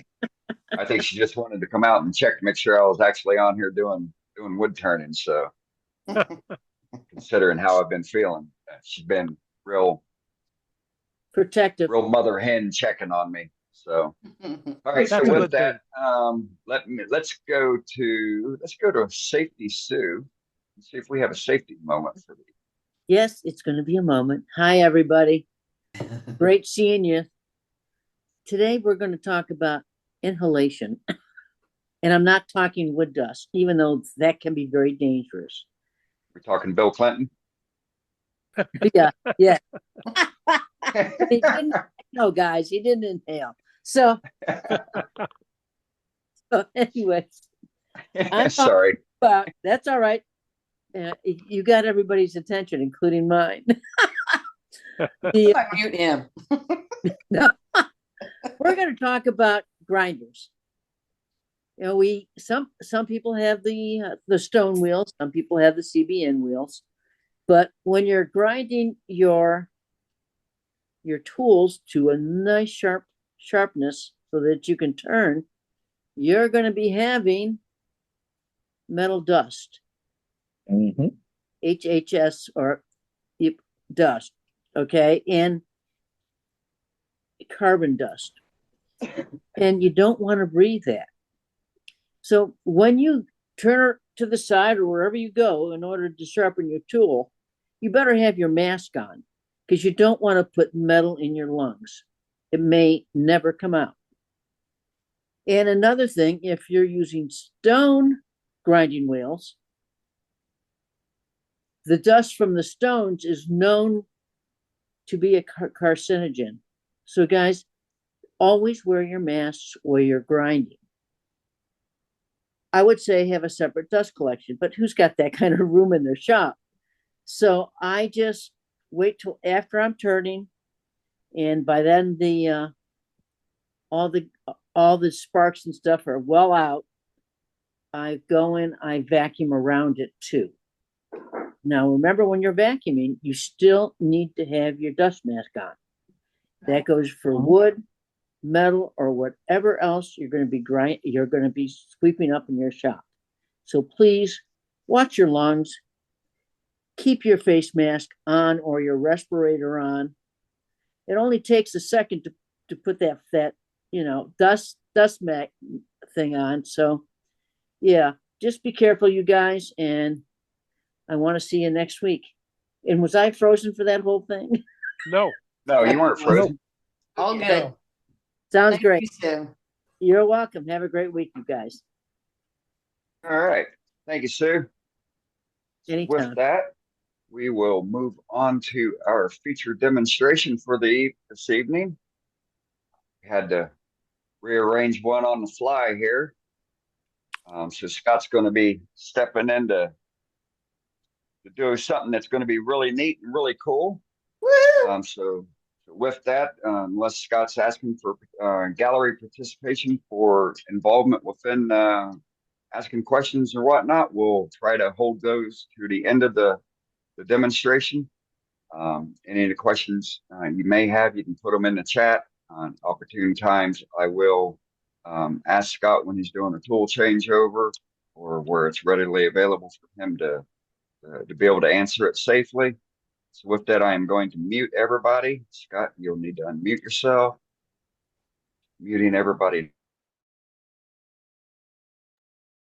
And I got you.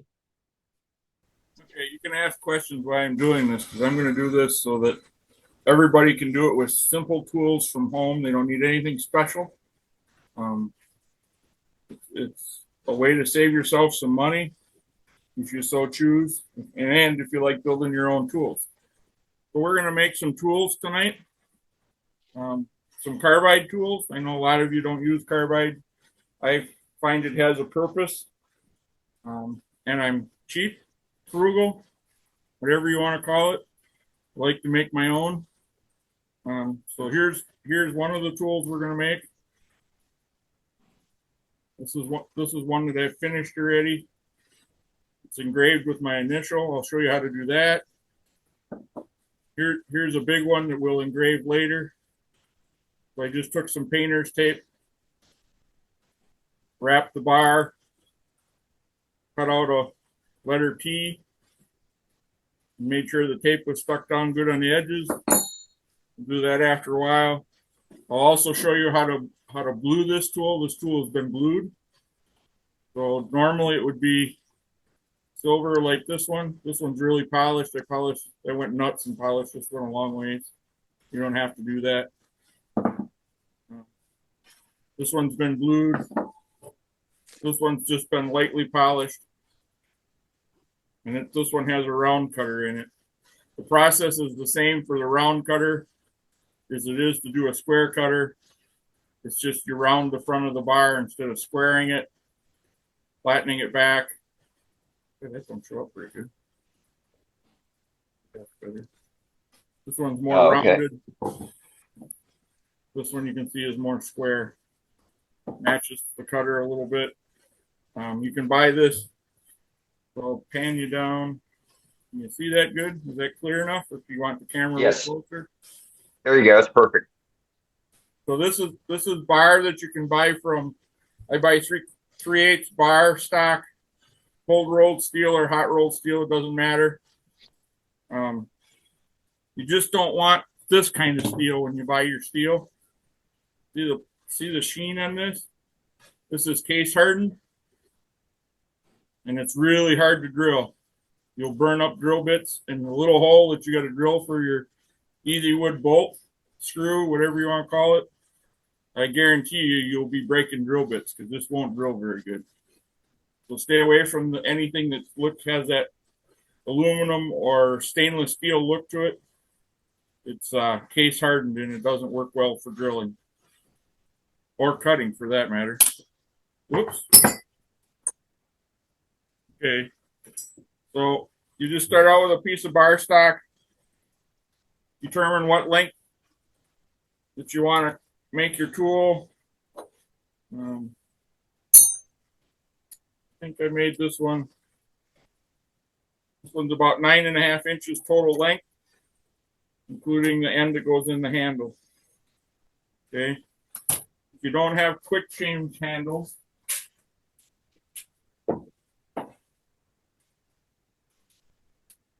I have quick change handles, so you can just make this to fit in your handle. Okay. If you don't have a quick change handle, you can just make a handle. And you drill a round hole in it, put some epoxy in it, and drive it in. Just like making any other tool handle. So we're going to start out. I'm going to measure this one 9.5 inches.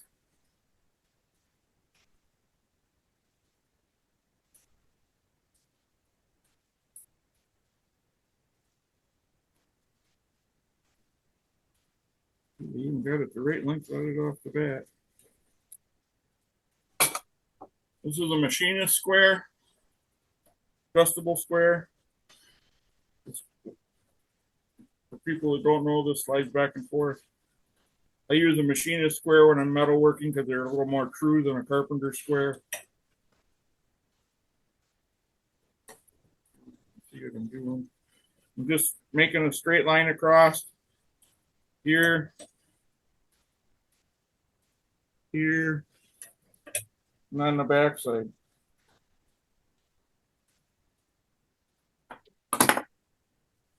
So you can either use a reciprocating saw like this to cut this, or you can use a plain old hacksaw to cut this right here, or you can get a 4-inch diamond wheel that cuts steel, different types of metal. It'll fit on a 4-inch grinder, which I have here, which you can use. This is a battery operated one, so you're not dealing with cords. If you're going to use a regular cutoff wheel like this one, make sure your floor is clean because you'll throw sparks with it. This one throws a little bit of sparks, but not nearly as much as this one. The carborundum wheel. This is called a carborundum cutoff wheel. And this one's diamond coated. You can see the diamond edges. It works pretty good.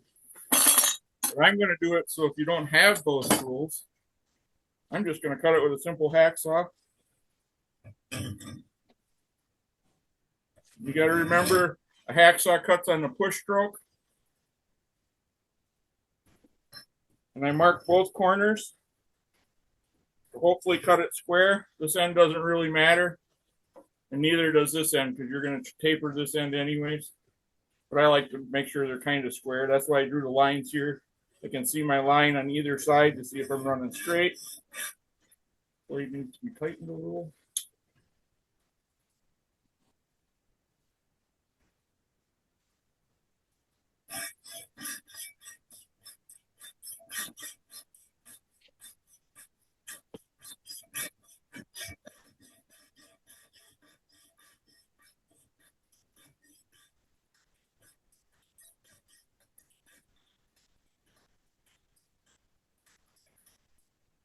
I'm not going to cut this one all the way off. I kind of did a Rachel Ray when I was getting ready to do this demo. But you get the general idea. I'm just going to cut this off this 3-foot piece of bar. So I have some that are already cut. So I cut this one already. And I put some blue dyeing compound on it. Which you don't have to do, but it makes it a lot easier to see it. You can buy this off of Amazon, or if you got a good machine tool store in your town, big city, they usually have it on stock for people who are doing machine work. You paint it on, name brand on dry, that? and it gives the blue finish. Scott, what's the name brand on that? Dykem with a Y. DYKEM. Blue steel layout fluid.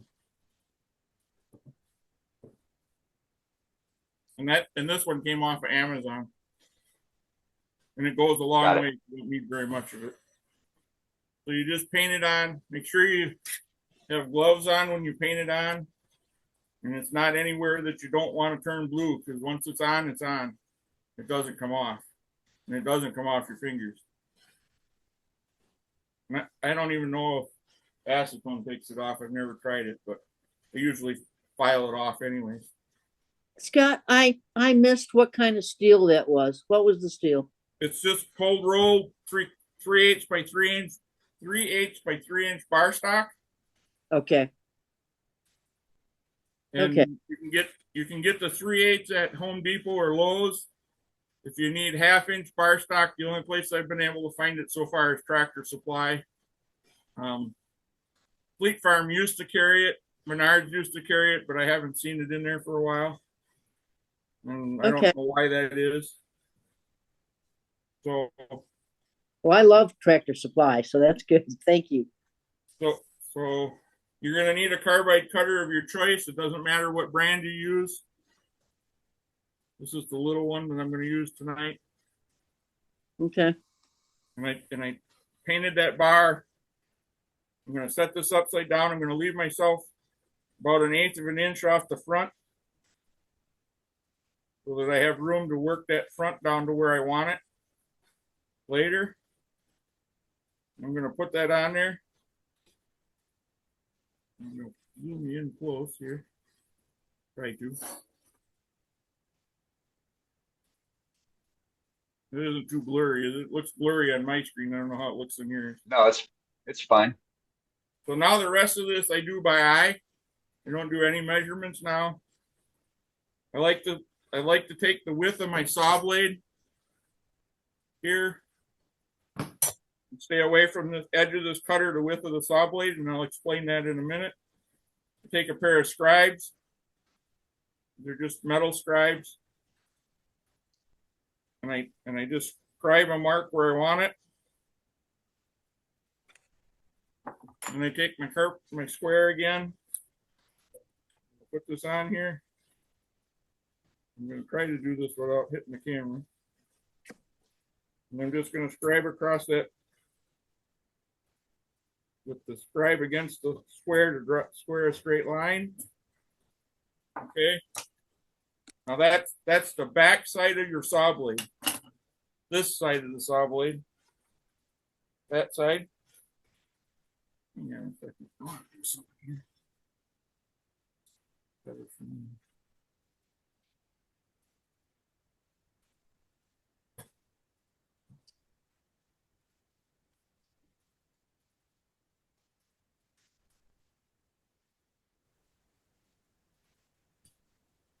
Okay, So I scribe my line, put that on there, like so. Now I'm going to take my saw blade and I'm just going to score this. I'm going to stay, so I keep my line just visible on the other side of my saw blade.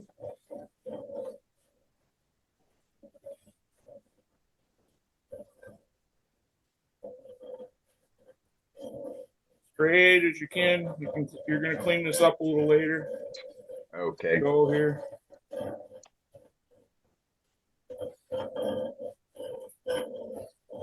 Hey, Scott.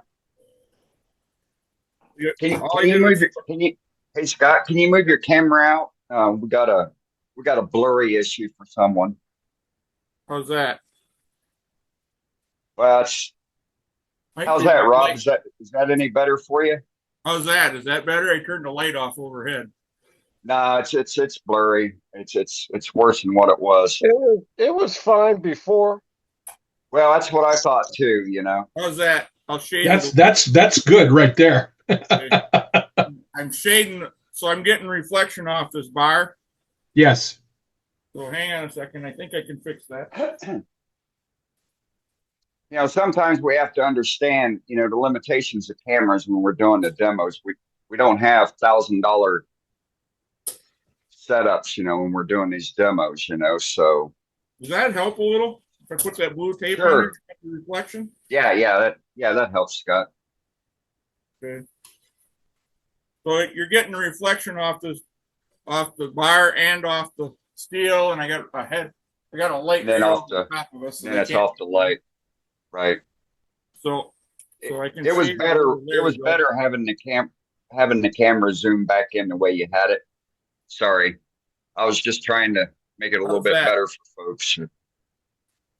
So I just scored that with a hacksaw, and I just made it. I don't know. It's a mill or two deep, not real deep. All it is a stop mark. So when you're filing this off, you don't file it back too far because this cutter has to sit against an edge back here. It has to sit against the little tapered edge, which you're going to create with the file. So now that I got my saw mark made, I come back with my cutter and I set my cutter so it's face up instead of face down. I started out with it face down. Now I'm going to turn it over so it's the correct way. Like so. I'm going to set it against this edge of my saw mark, the one closest to the cutter. I'm going to take my center punch, and this one's spring loaded. And I just center punched a hole. No, Matt, that's what he's doing now. I just center punched a hole. That's what this punch does. Hang on, I can move my fingers. I don't know if you can hear it. Zoom might. No, you can hear it. Okay, so that You can hear made it. this little indentation in here, which I'll shadow so you can see it. There's a little indentation in here. Yep, Now you I'm can going to see take it. a bigger punch, if I can find it. Got it laying here somewhere. Just had it. Where did it go? Oh, here it is.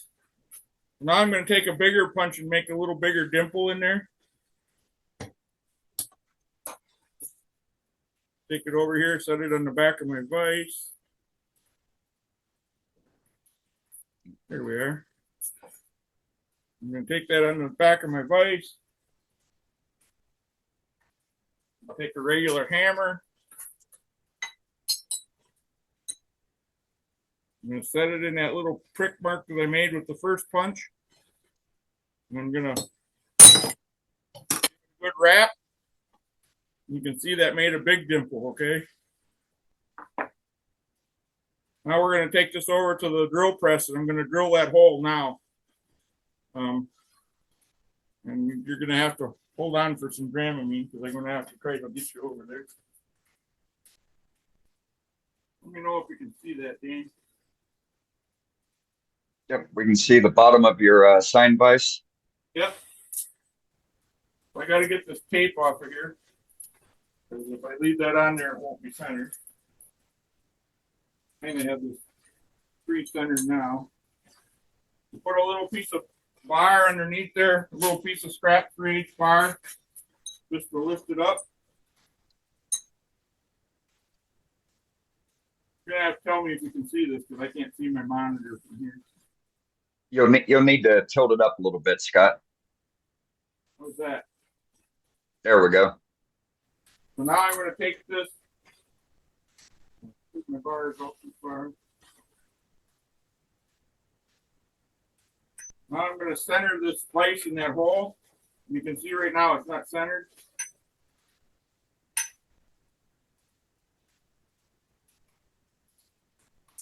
The splice is bolted to my tabletop. A little manipulation. Should be able to get it centered. Close. Okay. I'm going to lock my drill press down so that it can't lift up. And it's going to hold it till I get my bolts tight. I don't know, can you see those bolts staying and I'm tightening up? If not, I can show them. Yeah, we can see them. Okay, so there we got it tightened up. I'm going to loosen my spindle lock. Like that. I'm going to need some cutting oil. And I got to get a brush. Brush it in my pans.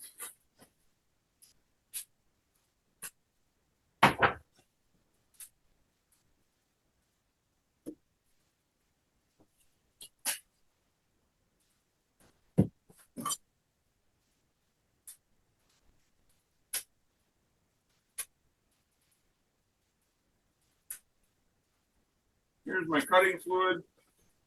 You can buy this in a hardware store too, or you can use regular 3-in-1 oil will work. Whatever you want. I'm going to slather this up good. This is a number 43 drill bit, which is a wire size drill bit. Doesn't come in a standard set. You got to buy the drill bit separate. Got my drill press at the slowest speed.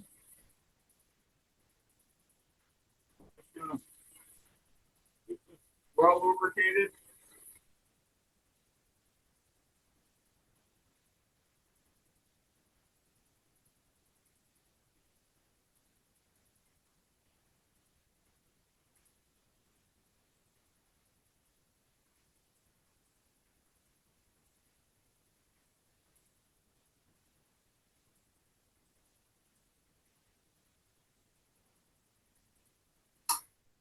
Drill the hole. And it's all the way through. So, just take the other bar. That's perfect. So that's it. One of the things I like to do is my drill press table has holes in it, so the oil likes to leak down to keep from making a mess. I just bought a cheap pan from Goodwill, and that's my catch pan for my oil and my metal shavings to keep them out of my dust collector. Great idea. We're done at the drill press for the moment. Move you back over here. Try not to kill myself on the cord.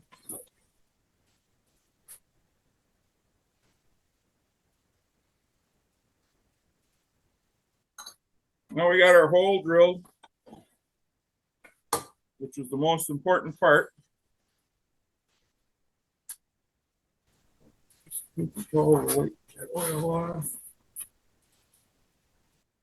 Okay, so now I'm going to take a square or triangular file, and I'm going to file in that groove. I'm going to hold my file upright.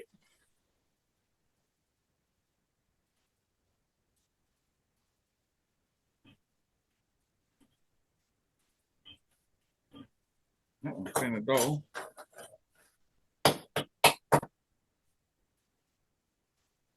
Better.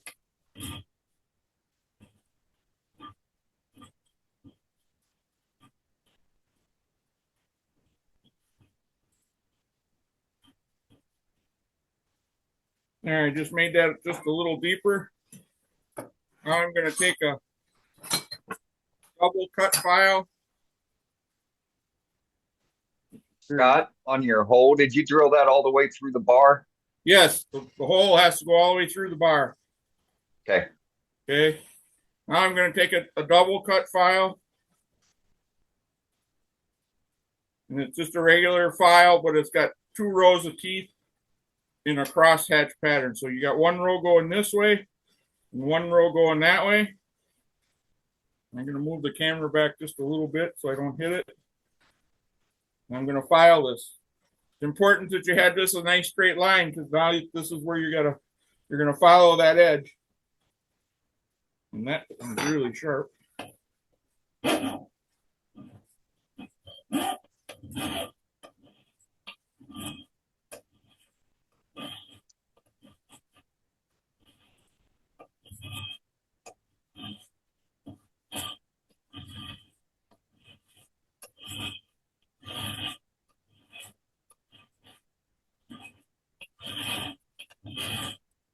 To clean the file once in a while, I just bang it on my workbench to knock the grit out of it. I'm going to come back with my triangular file, get in this groove a little. I got a little bit off.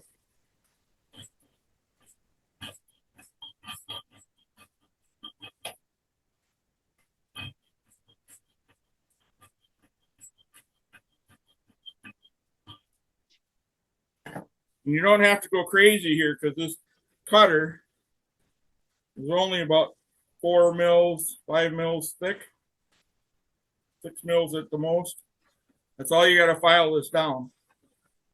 You don't have to go crazy.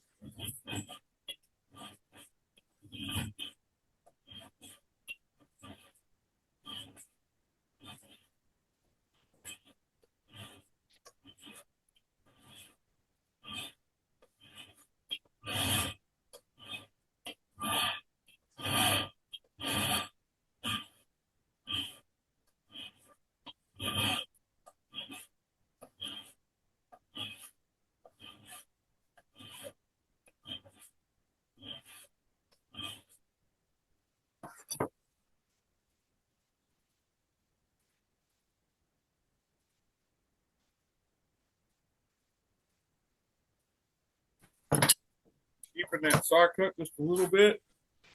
A little easier to do with the saw than it is with the file sometimes. Oops, sorry, bumped the camera. I need an overhead, is what I need.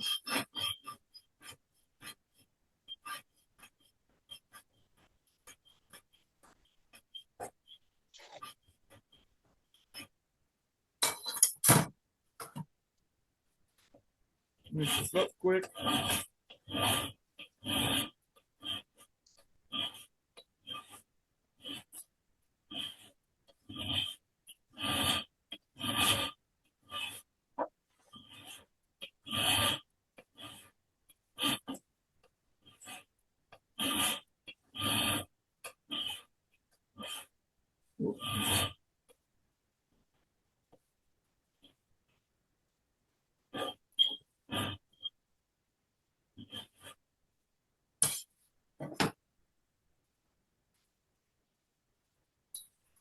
Grab the cutter and up on the floor.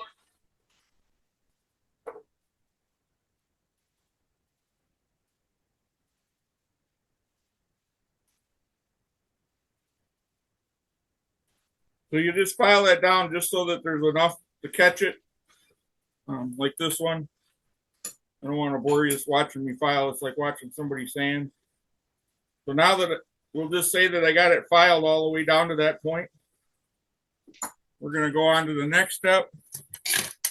Talk a little bit about tapers,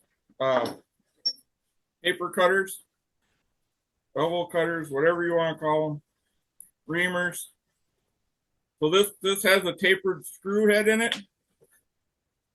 I'm persistent at losing that today. Good thing I got another one. Yeah.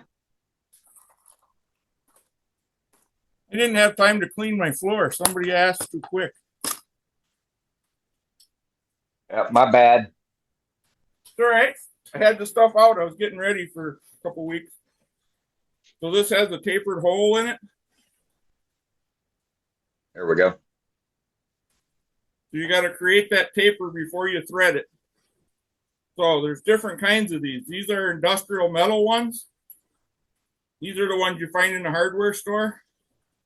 They're going to work, but they don't work as well. And you're probably going to throw it away when you're done with it if you use this one on wood, even though they tell you it's for metal. It's really not. Go to MasterCar or somewhere and get a single fluted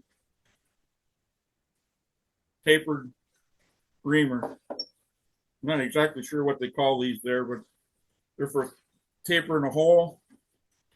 And you gotta taper that hole because of the shape of the screw that's going to be holding that carbide in, because it's tapered. It's a and it goes all the way through, and a little bit of that taper actually sits in the bar itself. I can show you that. Maybe better if I show you the screw. The screw is so small. So you can see that there's a tapered head on there. Right. There we go. What is it, about a 60 degree? Yeah, these are 60-degree hole countersinks, I guess is what you'd call them. So now I'm going to take you back over to the drill press and we'll countersink this. And then I'll show you how to thread it. I'm going to come back over here to the drill press. You could do this all with a hand drill, but it's a lot harder. It's better if you got access to a drill press to drill these holes straight, I guess is the correct word. This is a number 43 wire drill bit. I think I said that before. Well, they do come in sets, but they're wire gauge sizes. And they come just shy of 1/4 of an inch in the full set. And there's a lot of them in here, and they get pretty tiny when you get to the bottom.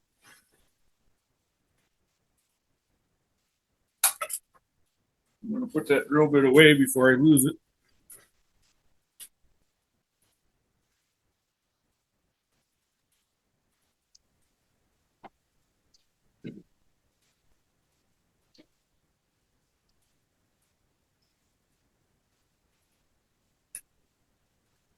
Put that in there. Put this bar underneath. Now I'm going to set this in here. The point of that hole sink, countersink, you got to get it in the hole. And if you haven't moved this vise, it'll be real easy. Try not to move that vise until after you do this step.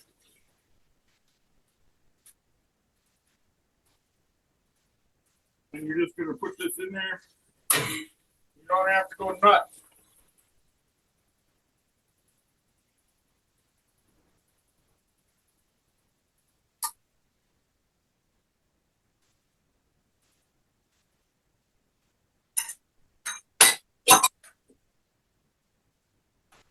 And that's all the deeper you have to go.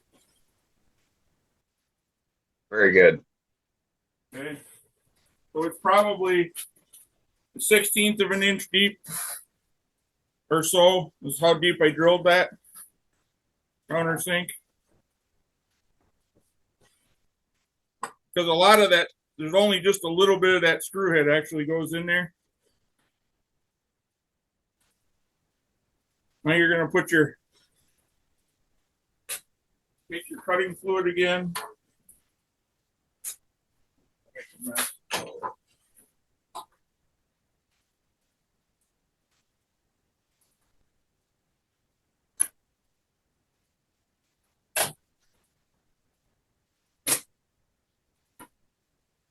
I'm just going to lay a piece of paper towel on my bench here so I don't get too much oil all over it. I'm going to put a drop of oil in there. This is the important part. You want to get this started straight.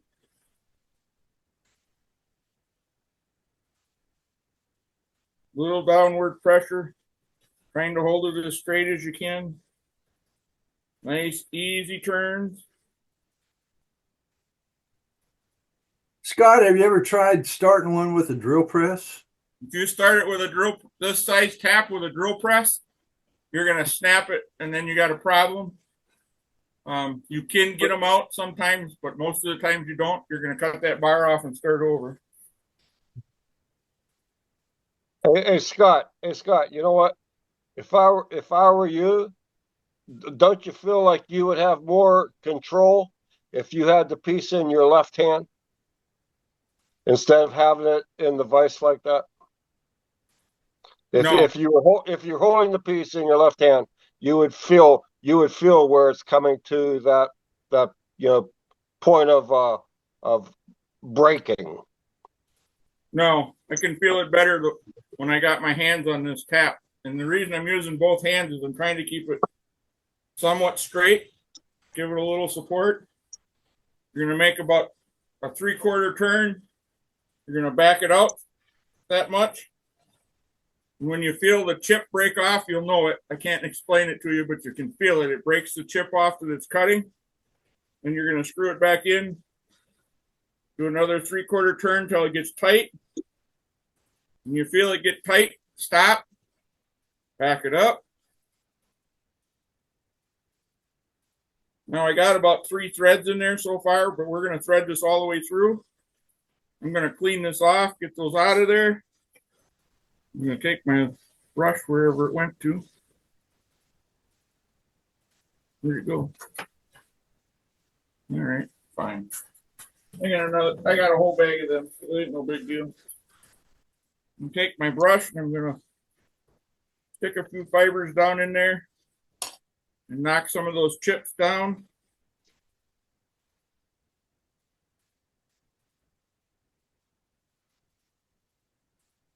I'm just going to keep working this back and forth. Once you get the hole started and you get it in there ways, you don't have to worry about it going crooked. It's going to follow the hole now. You can see right there, I went a little too far without backing it out. Because this is such a small hole that you're tapping. They're a little harder to tap than a big hole.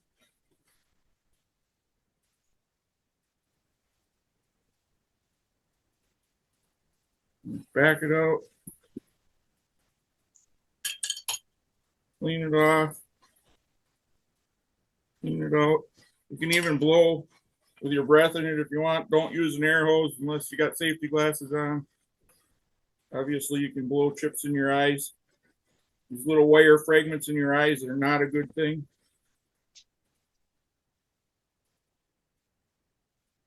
There it got tight again.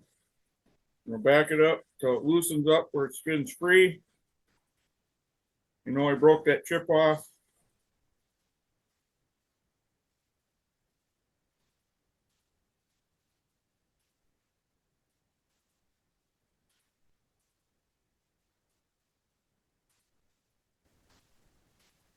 Can't have too much farther to go.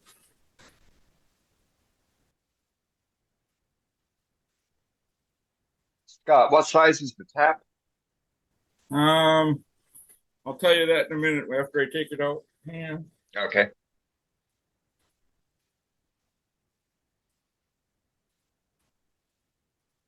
You got to put my cheaters on to read that.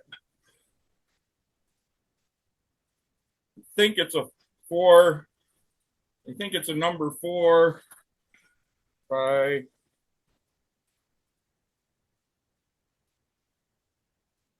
the 4 by 40 tap, and that's for the mid-size tools that Easywood has. And I'm not sure what the big one is. But 4 mil 40 TPI. Yep.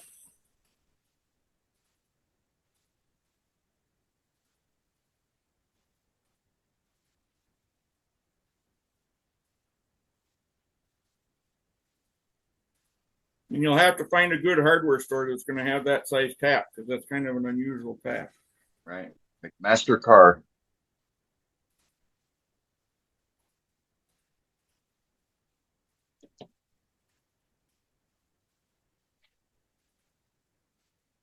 This is a Irwin brand tap. I like Irwin taps. They're reasonably good price, and they seem to have pretty decent quality. But you can see how brittle that is. You don't want to go crazy. This is a slow process. almost like sanding. You want to make sure you still have oil dripping out. You can see I got shavings coming out on my fingers. Yeah, you definitely have to take your time when you're tapping something, don't you? Yeah, especially using a small tap like this. If I was using a bigger tap, I'd be through this already. Right. Yeah, I always found it harder to do little stuff compared to larger. Because they break easier. Right. They're just brittle because there's not a lot of material there. Yeah. And it pays Especially to if they're clean them. especially if they're Harbor Freight taps. Yes. Those might have that tap if they sell the Irwin tools. And you can see how nice that thread's in there once you get it threaded. And I'm just about all the way through because I can just start to feel the tap turning on my finger.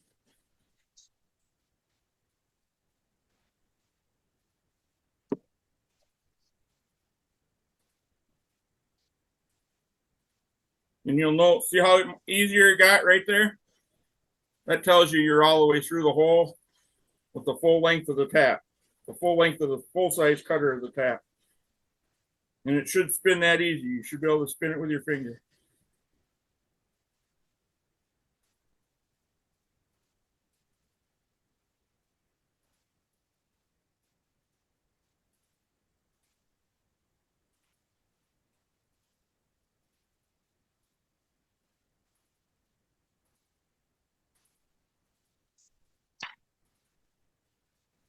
There we go. That one's tapped. I'll get my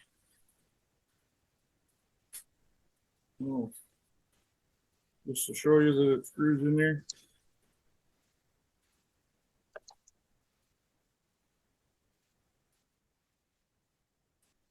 And sometimes getting it started the first time can be a little tricky. Creates a little burr on the top. Sometimes I do like I'm doing right here. I'll just screw the screw in just to get that little burr off the top.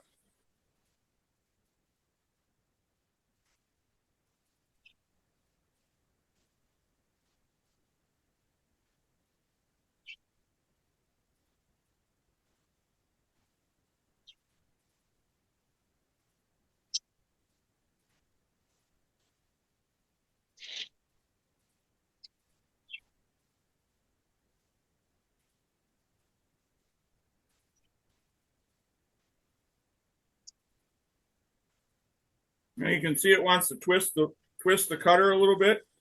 I can fine tune that with a file so that that back edge will allow that cutter to sit straight on that piece of steel instead of cocking off to the side. If it cocks off to the side and you can't get it just straight with your file, just offset get it pretty tight, not real tight, but just loose enough that you can move this cutter just ever so slightly. Cock it the other way and pull it back straight like that. Okay. Be careful with those screws because you can ruin the screw head real easy. All they have to be is snug. When you feel it bottom out, it's tight. That isn't going anywhere. Oil filter snug. Go ahead. No, the snugness on the screws on those type of screws, it only has to be oil filter snug. Yep. Yeah. And if you get dirt in it and don't get the dirt out of it, you can ruin the head. I've got one that I cannot get I can't turn the cutter or get the screw head out so I can take the cutter off. So in order to get that screw out of there, I didn't see who was talking. It's me. It's Dale. Okay, Dale, to get that screw head off of there, I'll show you a trick. You're going to do this only with a drill press and a good vise. Don't try to hold that bar. Because I have... You're going to take a drill bit. I'm going to get a different set. Because that hex or whatever... So you're going to take that drill bit. Completely rounded out now. You're going to take a drill bit that's the exact same size as the top of that head, which they think on this one it was roughly 1/4 of an inch. Don't ask me how I know that. Because you've done what I've done. Yep. So you strip this out and you got to get that out of there, right? Move the camera down a little bit, Scott. You strip this out, you got to get this out of here. You're going to get this one is this screw is 1/4 inch, basically. You're probably going to, this cutter is not going to really like you when you get done doing this, but you can still use the cutter in most cases because you're only going to drill just a little bit. You're going to put this in the drill bit, in the drill press. Use that Allen key hole for your center hole. You're going to line that drill bit up, and if you want, you can use a smaller drill bit to get it even more straight. And you're going to drill just down enough to cut the top of that screw head off so that it'll go through the hole of the cutter. And it don't take much.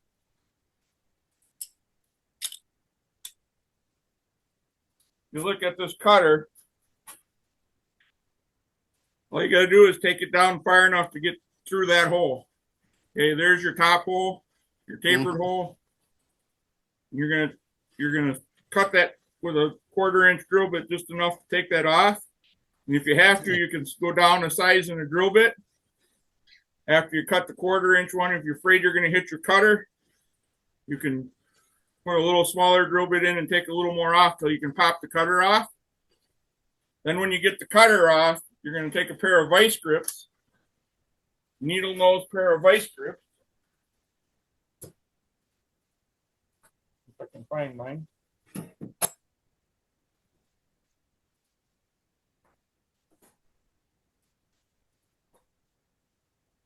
Or a regular pair. This pair would probably go small enough, but you're going to get yourself a small pair of vice grips.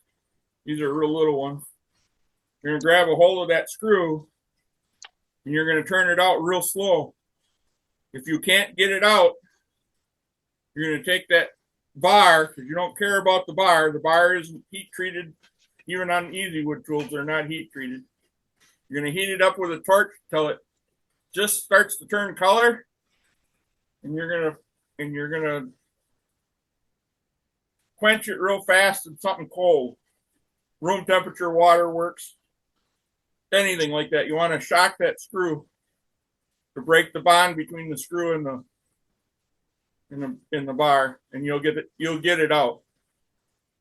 If you happen to break that screw off, sometimes you can get lucky with a real small screw extractor, and you can get it out that way. But that's a 50-50 chance. So you just want to drill the head off. That's the easiest way to do it.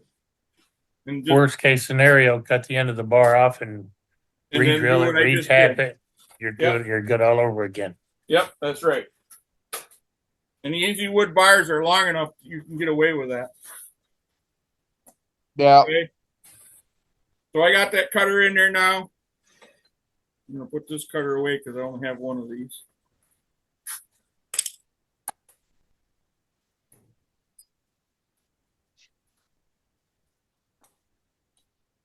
Now you got to cut this bar off. Or you're going to file this bar off. I don't know how good you can see the taper on that cutter, but here's your taper on your cutter. Here's where it touches the bar. And you're just going to taper this off just so you leave just a skosh of the edge of that hole down here. You want to stay just so you leave this hole showing.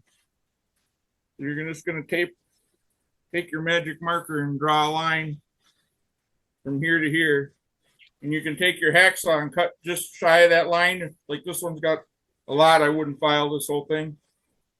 You just take my cutter off.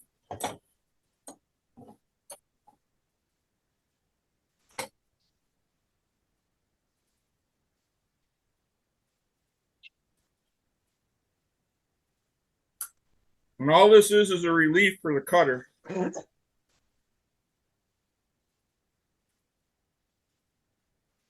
See, I got that on there really tight already. I didn't need it that tight. There we go.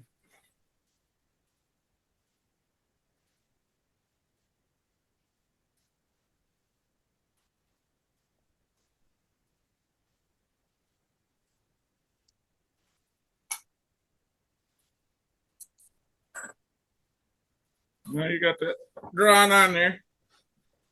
And it even left a mark on my glued surface where it was on top.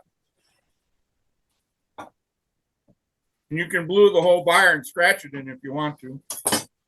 I didn't have time to do that today, otherwise I'd have done it. You can just take your hacksaw now.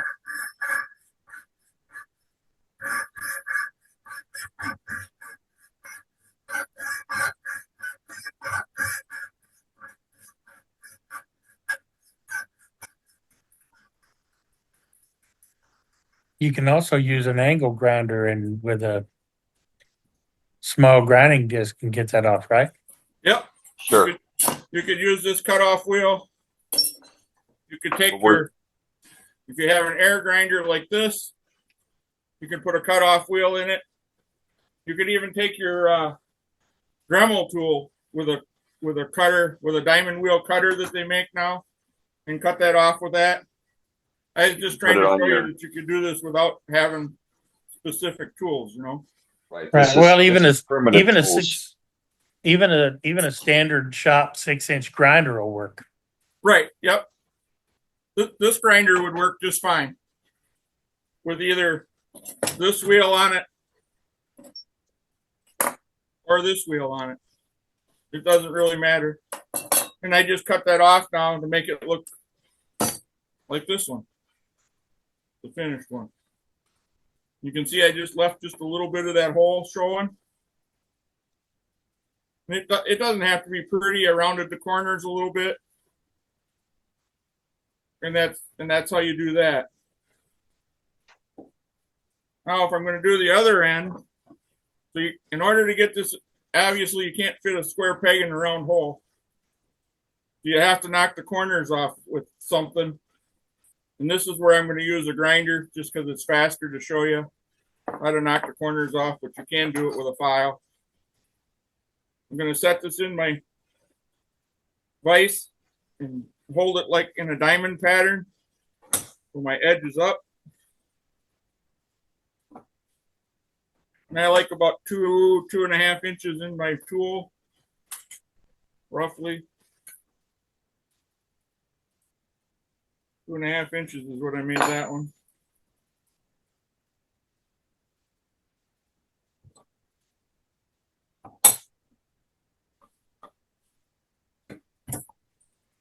I'm going to change the disc on my grinder just to show you how the diamond wheel works.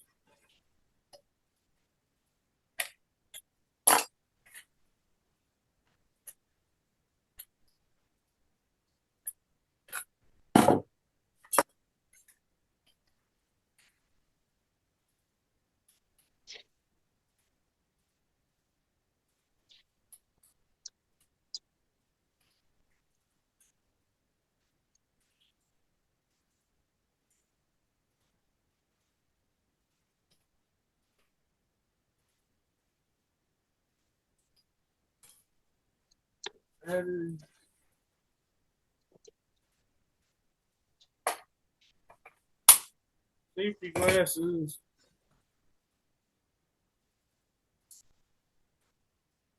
I'm just going to take this grinding wheel now, a bottle of oil, and I'm just going to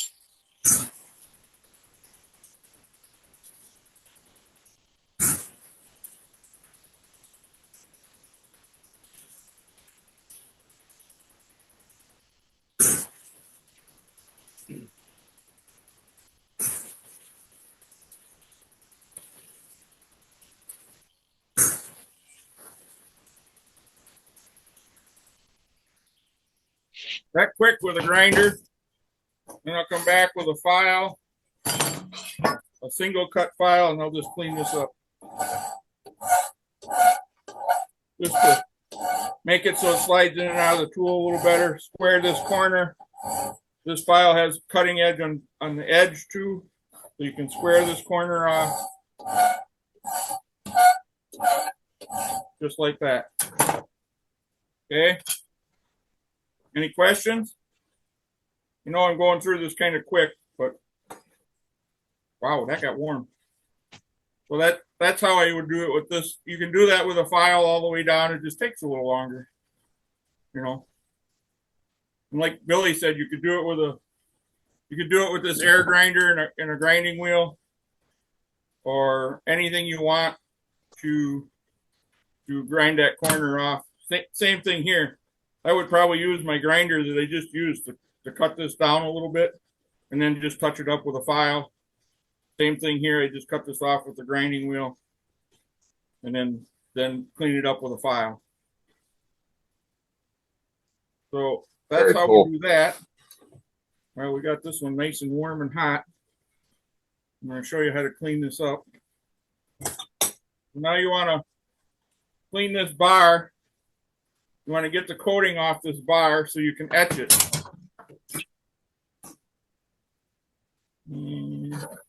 You're going to take a regular file like this, and you're just going to hold it flat. You got to get this in the. This vise needs new teeth ground in it. And I'm just going to file this off. Here, I'll work towards the camera so you don't see my arm.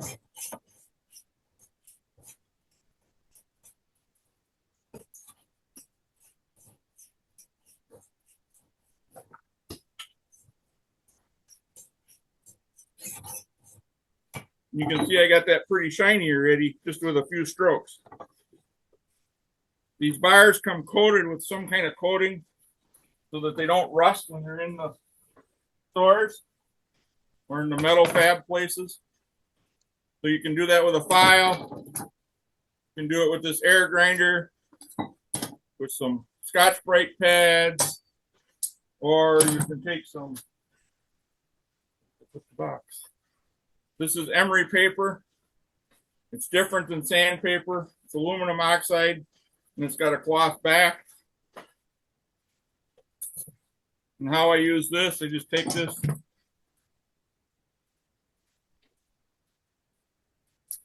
wrap it around my file, pinch it between my fingers.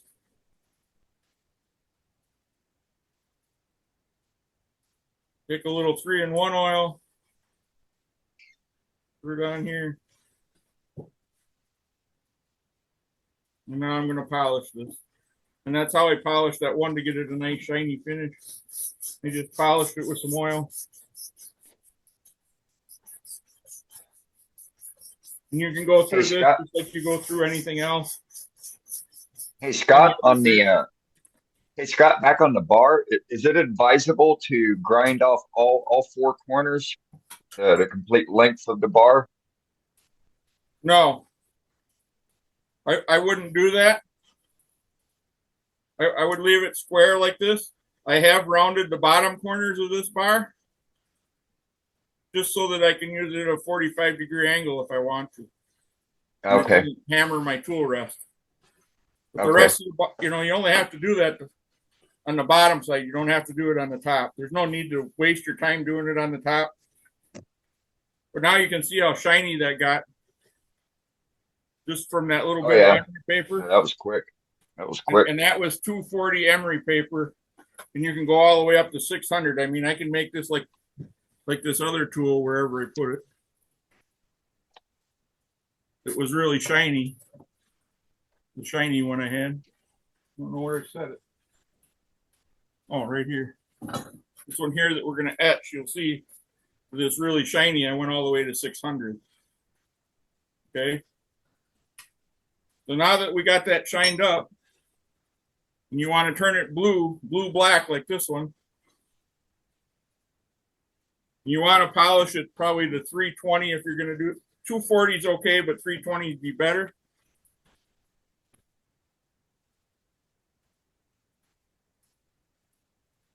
Take some solution. You're going to go to any good sporting goods store and you're going to get some stuff called Permablue made by Birchwood. This is a bluing solution to use for gun barrels, to repair gun barrels. I'm going to shake it up.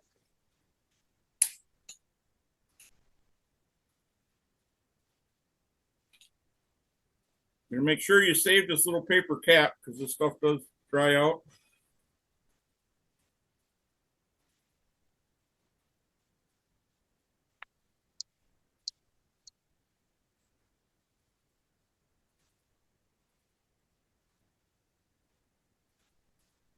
And I just tear a hole in the top like that. Now it's on there. It's just a clear solution. You're gonna put this on. Oops, I forgot one step. Gotta do one thing before we do that. Remember, I put oil on that, right? You gotta Yes. get the oil off before you do this next step. Clean it with some acetone, lacquer thinner, whatever you got around. Denatured alcohol doesn't really cut oil well. Kind of need to use lacquer thinner, or denatured alcohol, or acetone. I just used acetone. So now I dip this in the bluing solution.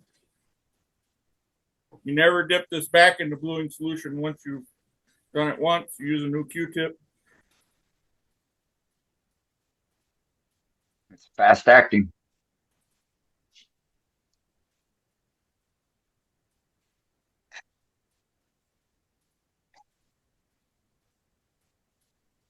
And there's why you don't dip it back in there. You contaminate your fluid. Now I'm going to take another one, leave it sit on there for a few seconds, minute or two, whatever you want, doesn't really matter. Regular household water. I have a bottle of distilled water that I poured out of a gallon jug. And take my Q-tip again.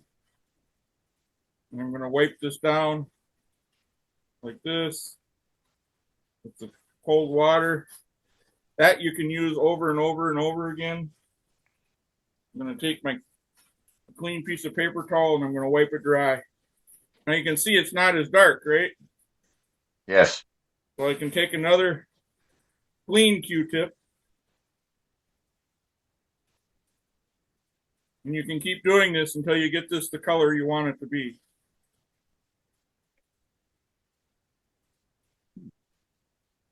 Scott, what was that other bluing you were showing us earlier? That's for it's just like a paint. It's a layout. It's a layout die. It's a layout die, yep. Okay. The Daikin. So now I'm going to wipe this down again with water. Now you can see that it's gotten a little darker. And you just keep going until you get it to the darkness you want. And we're blowing it to help prevent rust from starting on it. So bluing is actually an oxidized layer that never rusts again. It'll kind of waterproof it, and it'll keep it from rusting on its own. Like if you're like in Louisiana, where it's humid and stuff rusts just sitting in the humid air, this will keep it from rusting. Okay. This has probably 6 or 7 coats on it to get it this dark. And the darker you get it, the better it holds up to the environment, to the rust of the environment. Okay. You just got to make sure the bar is clean and it's oil free, contaminant free, whatever you want to say. Then we have a question. We have a question asking if you warm the bar up, would it help accelerate the process? No, not when you use this material. This material tells you to put it on cold or room temperature, 70 degrees, 60, 70 degrees. Okay. There is another solution called hot bluing, which is an acid type material. And I wouldn't do that in my shop. That I would do outside because gives off a toxic gas when you heat it up and put the bar in there. Right. There's That would be good. There's also a cold gluing solution that's meant for touch up small areas. It doesn't work real good for doing large areas like this. You're better with the stuff called PermaBlue. They also make a browning solution too if you want to make it look brown instead of blue, black, whatever you want to call it. It's actually more black than blue. I don't know why they call it blue, because it's really black. So now we'll show you how to etch something, and then we'll be just about done. Now I'm going to etch something. I got this off of YouTube. I didn't come up with this idea. I made my own etching machine.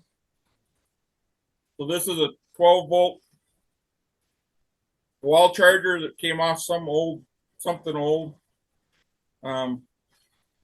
It only has 12 watts of power, and it puts out 480 milliamps DC current.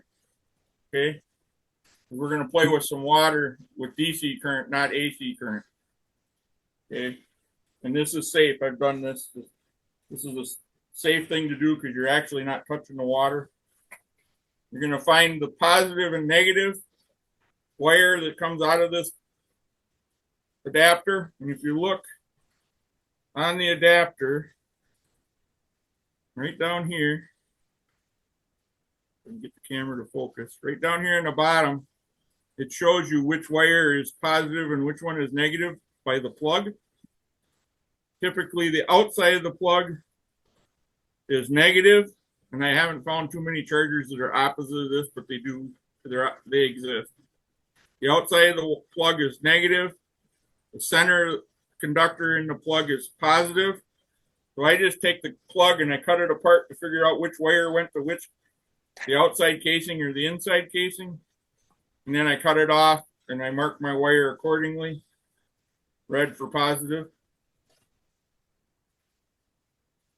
And we're going to plug this in. Hopefully it's long enough. I can do it in the vise so I don't have to hold it.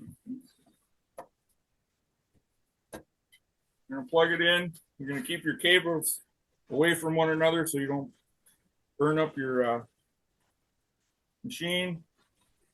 You're going to hook your positive to the bar. Hopefully I can get this on there. And hook the positive to the bar.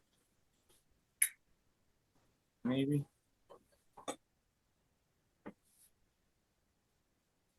Yeah, let me get an extension cord. I'll plug it in off an extension cord.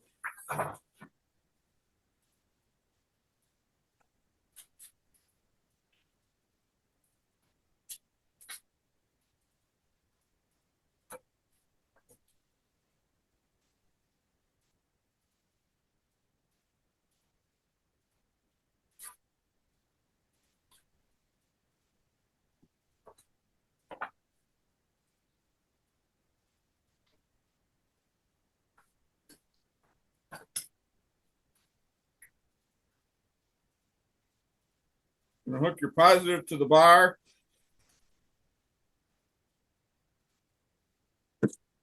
And you're gonna grab your negative. And this is a salt water solution. A tablespoon of salt water to, I don't know, a few ounces of water. Distilled water. You can use tap water. I just use distilled water. You're gonna take your Q-tip. Wet the Q-tip, stir it around, make sure your salt is dissolved in the water. Hook your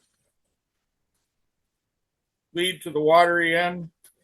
Now you're going to touch it to your stencil. Oops.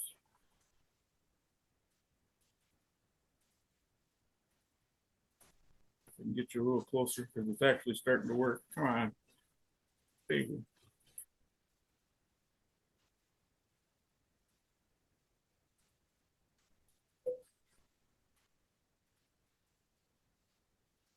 So this will start to turn brown after a bit.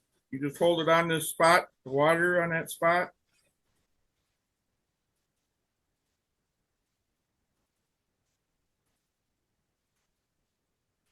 And you'll see it. It takes a little bit. You'll see a little bit of smoke come off. You want to make sure you do it in a ventilated area. It does give off a little gas. It's probably not super great for you. I usually wear a respirator, but I can't talk with a respirator on.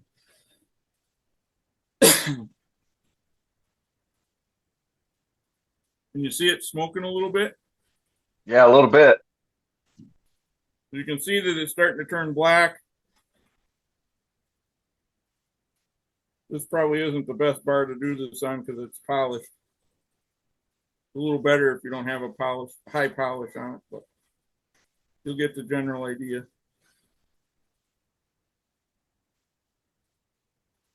And you can see it bubble. Yep. You have to do it a few times. You can wipe it clean. You just got to keep working at it. This will make an etching that you can catch your fingernails on, right? Yep. Then for your stencil, did you just use painter's tape and cut out That's your? what I use with this painter's tape. Yep.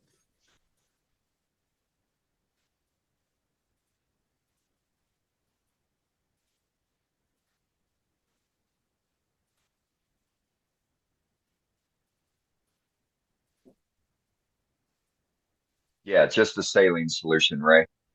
Yep, it's just a saline solution. You can see that it's starting to turn it black. And it's really starting to bubble now in certain places. There it goes.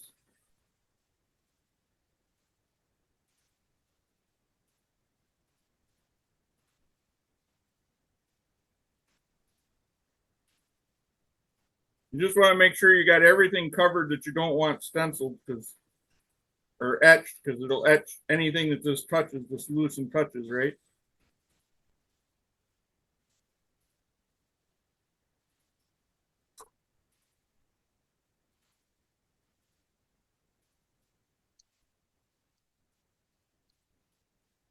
And sometimes you got to use more than one Q-tip. It takes a bit. This isn't a super fast process. You also can use a old style battery charger for a car, but you have to use an old one. You can't go buy a new one and use it because they have a dead man switch in them, which doesn't allow, if it doesn't sense current in the battery, it won't work. You have to use the old one that you might find at a garage sale somewhere.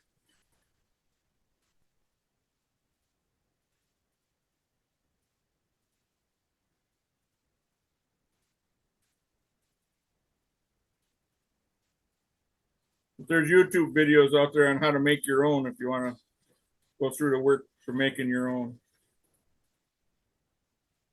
If you got the electronic knowledge to use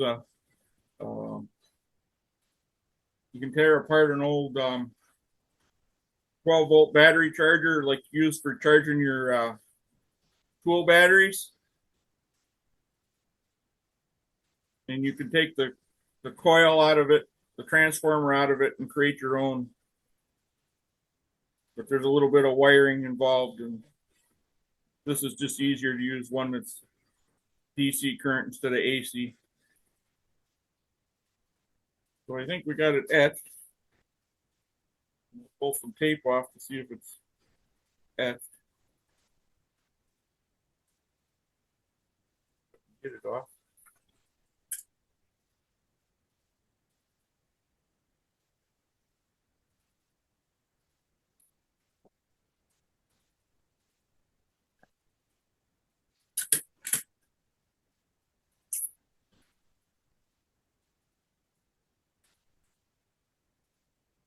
Clean that up with a little bit of regular water to make it hard to see.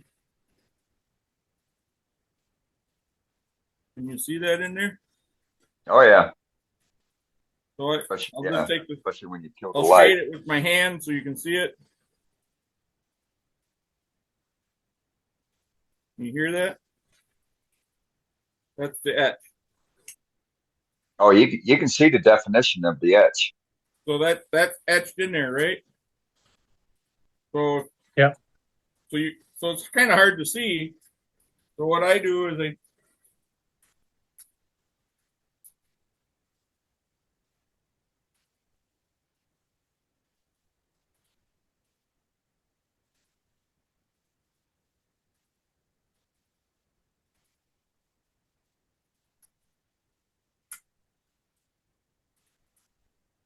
just take a little bit of gold paint that I got laying around, or whatever color you want.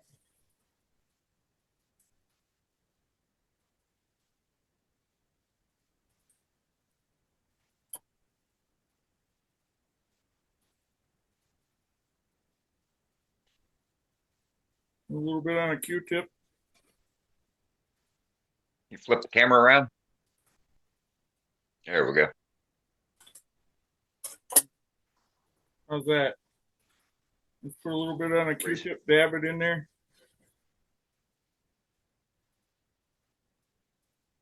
Raise it up just a little, Scott.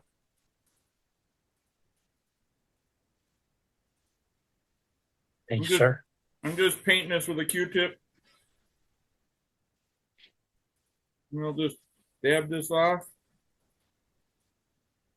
Hey, Scott, how did you cut this stencil? I used a razor blade knife. Matter of fact, Thank you. this one right here. And I just cut it. You know, I just drew a letter T with my little fine marker on my, this is just blue painter's tape. I got a super fine Sharpie marker and I just drew a letter T. And I just cut it out. Now you could take your, like Matt's got a Cricut machine. You could make stencils with that. You could use, if you wanted a certain pattern, you could go buy a vinyl stencil and tape it down, or adhere it down with some kind of adhesive, self-release adhesive, just so that the water doesn't get underneath it. I mean, you can take this out of the vise. Let me unplug my charger. So that's all there is to that. So this is just a simple 12-volt, old-fashioned 12-volt charger that everybody throws away. Don't throw them away. They make good etching tools. And just to reiterate, you put you clip the positive to the metal, and positive goes to the metal. Negative goes to the Q-tip. Thank you. Well, I'll turn this around so that the glare isn't on it. And you can really see that's etched in there. Oh, yeah. Yeah, it looks great.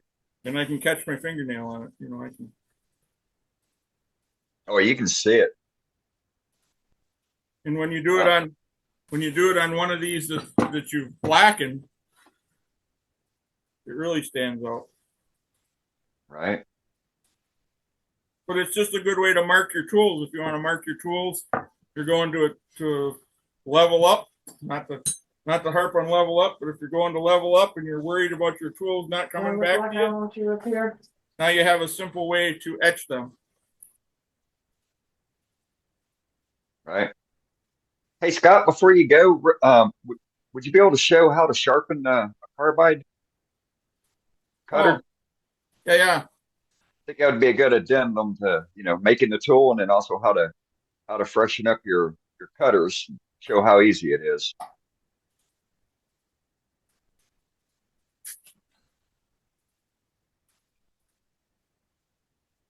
We have a diamond stone here.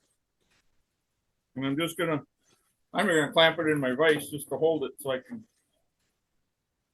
show you guys. I'm gonna put the 1200 grit side up. This is a double-sided stone.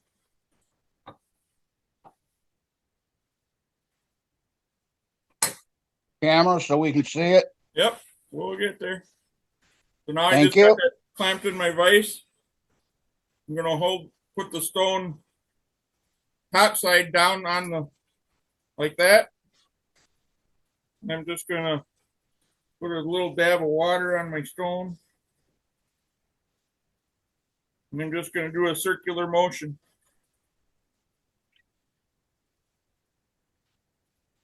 And you can see the diamonds are cutting it because little bit of liquid is getting black, right? And I'm just pushing down with my finger and doing circles. And now it's sharp again. And that's all it takes. That's all it takes. Half dozen strokes, minute. But make sure you use a little liquid because the carbide will plug up your diamonds. Even though your stone says you don't need to use liquid, use a little bit of liquid because it will plug up your diamonds. And then you got to take it in the house and put it in Dawn dishwashing soap, and it'll unplug your diamonds. It's that easy. You can also don't have clean to go them. crazy nuts. But You can that clean only them. works on the regular carbides. Your negative rake carbides, I haven't figured out a good way to sharpen them. I've seen guys do it, but I haven't figured out a good way to sharpen those. Maybe take a page out of the stone turners, the stone cutters book, and use something to stick it on the end so you can tilt it up and get the negative rake bit on it. Yep. I've also seen people take these and make a little wooden dowel, and they put a little, or they take a piece of metal, whatever, a piece of aluminum, something that's softer than the carbide. They make a little handle, they'll drill and tap it just like we did this bar, and screw their screw into it. An old one, don't use one that you're going to reuse because you're going to take a little bit of that screw head off too when you're sharpening. And you probably could sharpen your negative rake ones by laying them on the edge and holding them with a handle, and just go back and forth a few strokes to resharpen them. Right. Follow what I'm saying. I haven't tried it, but I'm sure you could. We got a question. I have a negative rake one here. I'm sure if you put it on a little handle, this is a bigger one, and made a few strokes back and forth like this and holding that bevel angle, that you would recreate that bevel. Sharpen that edge. And it doesn't take much. A few strokes is all it would take. Make yourself a little handle, thread it, put this on there. And if you didn't want to do that, you could probably even super glue it on and pop it off when you're done. Would work too. If you're using a wooden handle, you could pop this off the wood. You only got to you're not using a lot of pressure on it where you pop it off when you're sharpening it. You know what I'm saying? Right. Yes. What grit diamond is that, Scott? This one I just did is a 400 1200. One side is 400, one side is 1200, and I did it on the 1200 side. This is the 1200 side. And we have a second question. What would you recommend for getting the concave edge to support the round cutter on the bar? I'm assuming. So to make this, so what Is that the question, I David? measured what the outside diameter was of this cutter, and instead of filing this, I drilled it. You can see that that's curved. And I just I made my center mark where the center of the cutter would be.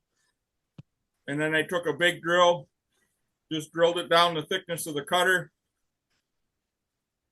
And then I drilled I left it in the machine, in the drill press vise, took out the big drill bit and drilled the little hole for threading the hole so I got it on the same center line. Okay. And then I dressed this edge up a little bit with a Dremel tool, just a sanding drum on a Dremel tool. Right on. If it didn't quite fit, you can dress it a little bit with a Dremel tool and a sanding drum. 120 sanding drum will work just fine for sharpening that. And then as far as rounding off the front, I just did it with a file. Just rounded the corners with a file. Okay.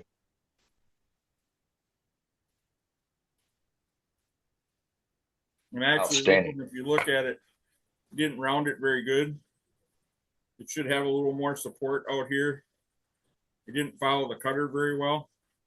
It got cut back too far, so this cutter's a little, you wouldn't want to go hogging something hard with it because it's not supported all the way out to the edge. You want to make sure this cutter on the backside is supported all the way out to this front edge. So what could happen without that support? Let's say you didn't realize that and you waded in on something difficult. What could happen? The cutter wouldn't bend, would it? It's gonna break. No, it would break. They don't bend. It would just fracture here at these corners. Gotcha. Okay. It would just fracture that tip off.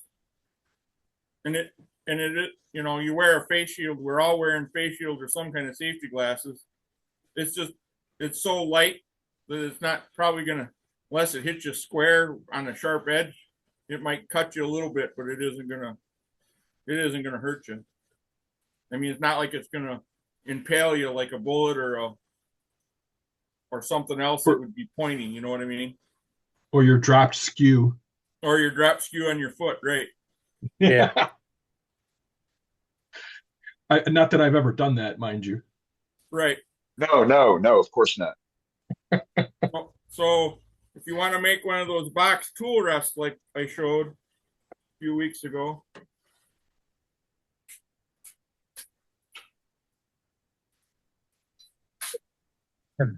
so to make this box tool rest, you're going to put this bar in your lathe, drill the appropriate size hole for the threaded bolt that you're going to put in it, which I think this is a 1/4 by 20 threaded bolt, I believe, or 6 mil, whatever it is in metric. And then I just got a big one of these from MasterCard to drill. I drilled the tap hole first, the size for the tap hole first. And then I just reamed it out with this cutter to get the tapered head of this bolt in here. Because this bolt looks like this on the backside. There's the top, and there's the back. Okay. And it just so happens I made this one fit the same Allen key that takes my chuck jaws on and off. Just because I don't like to have to hunt for Allen keys all over. It's just nice that if everything's the same. But that's all there is to making this. You just drill this on your lathe. You grab this in your lathe, drill your hole, turn your lathe down to 250 RPMs if you got a variable speed. Otherwise, set it on the lowest speed setting you can. You're going to use cutting fluid like this again on your drill bit and an acid brush to brush it on. And then you're going to drill it, tap it, and you over drill the length of the bolt. So if your bolt's only 3/4 of an inch, goes in 3/4 of an inch, you want to drill about 1.5 inches. So you got a place for the nose of that tap to go. And they really didn't talk about that. Let's see if I can find a bigger one. It'll be easier for you to see it. Unless you're using a flat bottom tap, but those are right, unless you're using a bottoming tap, which is a specialized tap that most sets don't have. Got to have Billy Burt money for those. Yep. So this is how your taps normally look. Okay. It's tapered, and as it goes, the threads get deeper and deeper, and then eventually it cuts the full thread. Okay. If you want a bottoming tap, I don't know if I have one.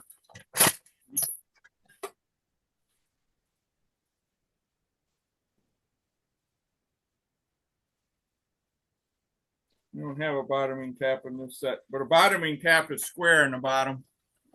It doesn't have that tapered point. It's just flat across the bottom. So it doesn't have this taper in here. Like this one, it's just flat. It starts out with almost a full thread right off the bat. And normally what you do with those, you don't use those to start a hole. You use those after you've got your hole started so that you can tap all the way to the bottom of the drill hole. I just use these and over drill the hole. It doesn't really matter.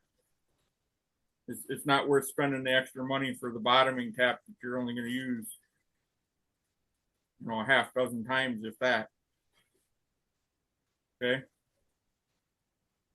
And you can see that this tap that I did use is pretty small. Right. For your, what's the recommended flutes on your taps? I usually buy three flutes or 4 flutes. Irwin's, I think, are 3. This Irwin that I got here is a 3-fluter. Yeah, Sometimes when you most get of the these ones real I've little seen are small 3. taps, they're only 2 fluters. Okay, guys, what do you mean by fluters? I'll show you on a bigger one here. It's easier to explain on a bigger tap than it is that little bitty thing because you can't see that little bitty one. They're different than Hooters. So these are the flutes. It's the Cheech and Chong thing. This Gotcha. is the flute, Sue. Okay. Between the spacings of the threads. Okay, so you want 3 or 4? It doesn't really matter. All right. Most will At a have minimum 3. At a minimum 3 because they cut better. You know, 4 cuts even better than a 3. Right. Because you got more cutting surface. The smaller you get, the chances are you're only going to have 2 or 3. Gotcha. When you get into, I have some taps for gunsmithing when I used to do gunsmithing. They only have 2 flutes because they're so little. I mean, they're half the size of that one I just used today. Wow. Okay. I mean, I think they're let me ask you this: is 80 threads per inch or something? On taps, is Harbor Freight a good starter kit or not? No. No. Thank you. No. That was my question. No. They're absolute junk. That's what I was asking. You got to wrap $20 around them before you go to throw them away to say you actually threw something away. Oh my gosh. Okay. Thanks, guys. Also have a good handle. Don't buy just a cheap handle. Yep. Have a good handle. The handle's even more important than the taps themselves. This is a machinist one. This is a Starrett. Have a good handle. That's a very expensive good handle. And they come in different sizes. This is a little one.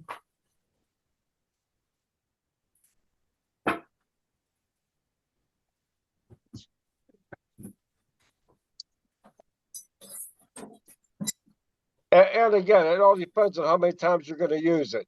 Don't buy a cheap one. Is what I'm saying. Gotcha. Thanks, Al. Yeah, Ace Hardware. Ace Hardware carries 3 on the shelf. Buy the one in the middle. Yeah, Ace Hardware carries the Irwin stuff. Thanks. Go to Lowe's. Go to Lowe's. Go to Home Depot. If you're a veteran, or first responder, use your military discount.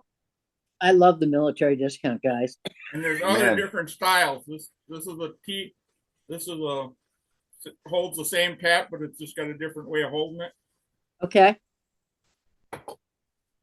This is one I made when I was a machinist. Cool. Working for my dad, I made my own. And then that little one comes in different sizes for different size. Obviously, the bigger the tap, the bigger that square has to be, right? Mm-hmm. Right.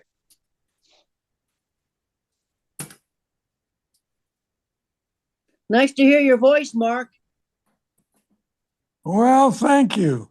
I've got I'm going to talk to Scott here. I've got they come really big like this one. Okay. Yep. I got a couple like that. Old style. So that one I use for using so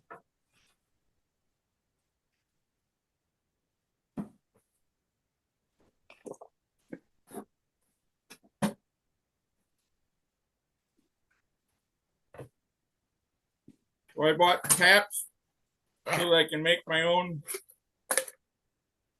trucks for the lathe. This is an 1.25 by 8 tap. See See how big it is? And this is a bottoming tap. You can see how it looks different on the end. Mm-hmm. So you can use this on wood, on a hardwood like white oak, maple, anything that you could thread with a threading tool. With a lathe, you could use this tap on, and then you can make your own mandrels, whatever you want. Soft chucks to go on your life center. Beal makes them. some, That's some correct, good, Dan. good taps for that. So this one's made for my mini lathe. This is an inch by 1/8. And this is a piece of white oak, and you can see the threads are got it. Good in there. Can't really tell, but they're in there. I mean, it threads on tight. But white oak threads really nice. Because mine's a 1/8 on my thread. Yeah, you're on your mini. That's what this one is. Yeah, I've got a midi. Yeah. And you can buy that tap that size. I just didn't grab it out of the drawer. I grabbed the first one I seen. Can I say something, Scott? Go ahead. Yeah. Let me reverse my camera here. And I really appreciated the fact that you mentioned, right, that you could turn that carbide on a 45-degree angle, right? And when I'm doing like the inside of drums and things like that, I have these little tips, right? What I've done is all these fit into a 3/8 hole. So I can put them on my hollowing system, or I can put them on any tool handle. So what I do, I don't know if you can see it or not. Yep, I see it. I got it. Okay, but if you take where now that's one of those little tips that's not square. It's got a little bit of a rounded thing. But what you can do is you can twirl that. I just have a flat, and you can twirl that to any angle on the tip, and you make sure that the back side, I don't know if I can. Looks rounded. What? It looks rounded on the back side. Yes, and so if you'll see that the carbide tip and where I've rounded off the mounting thing, the carbide tip sticks over that edge so that the bottom edge does not interfere. And you can turn that on a 45-degree angle, and you can twist that cutter when you're in on your hollowing things or whatever. And guess what? Now you can make shear cuts with it up, and the backside of the standard cutters do not interfere. What you're doing is you're turning that up at that 45, and you're actually using the bevel on the back of the cutter as support for the shear cut. And I just use that little thing all the time. And then I can take another thing. What I did is I just welded, still goes in the tool handle or in your hollowing tool or whatever, right? I just took the piece and I bent it and I welded it, and I can stick a little cutter in there. And then when I'm, if I want to do negative rake angle shear scraping, then I can attach that same thing. I can attach any type of scraper on it, put a negative rake, twist it at any angle, right? And it is slick as a trick. So instead of just being with that cutter coming down and not being able to use the bevel angle of the cutter, right? It's very prohibitive if you're going to try to do these different things like the inside of vessels, things like that. Then you can always put a little tip, right? A little straight cutter tip or whatever. So I have a 3/8 thing that sticks in there, and I have either round ones or angled holes through them. See that? Or the flats that I can attach. But it is just very handy. But definitely, and definitely, right? Keep your tool, that little carbide tip, keep it sharp. And then just the lightest little pressure will make gorgeous, if you can twist them up, make absolutely gorgeous shear cuts, and you'll pull little curls off with it. Mark, Yes. Mark, where are you getting those 3/8 shaft extensions from? Where are you using Michael, Forstner bit extensions? I get them from Michael Hare. He makes them and sells them. Michael Hare. All right, Michael And Hare. I'll send you the number and you can put it on the. Okay. But he goes Carbide around. makes them too. He goes around to these symposiums, and he sells a lot of things.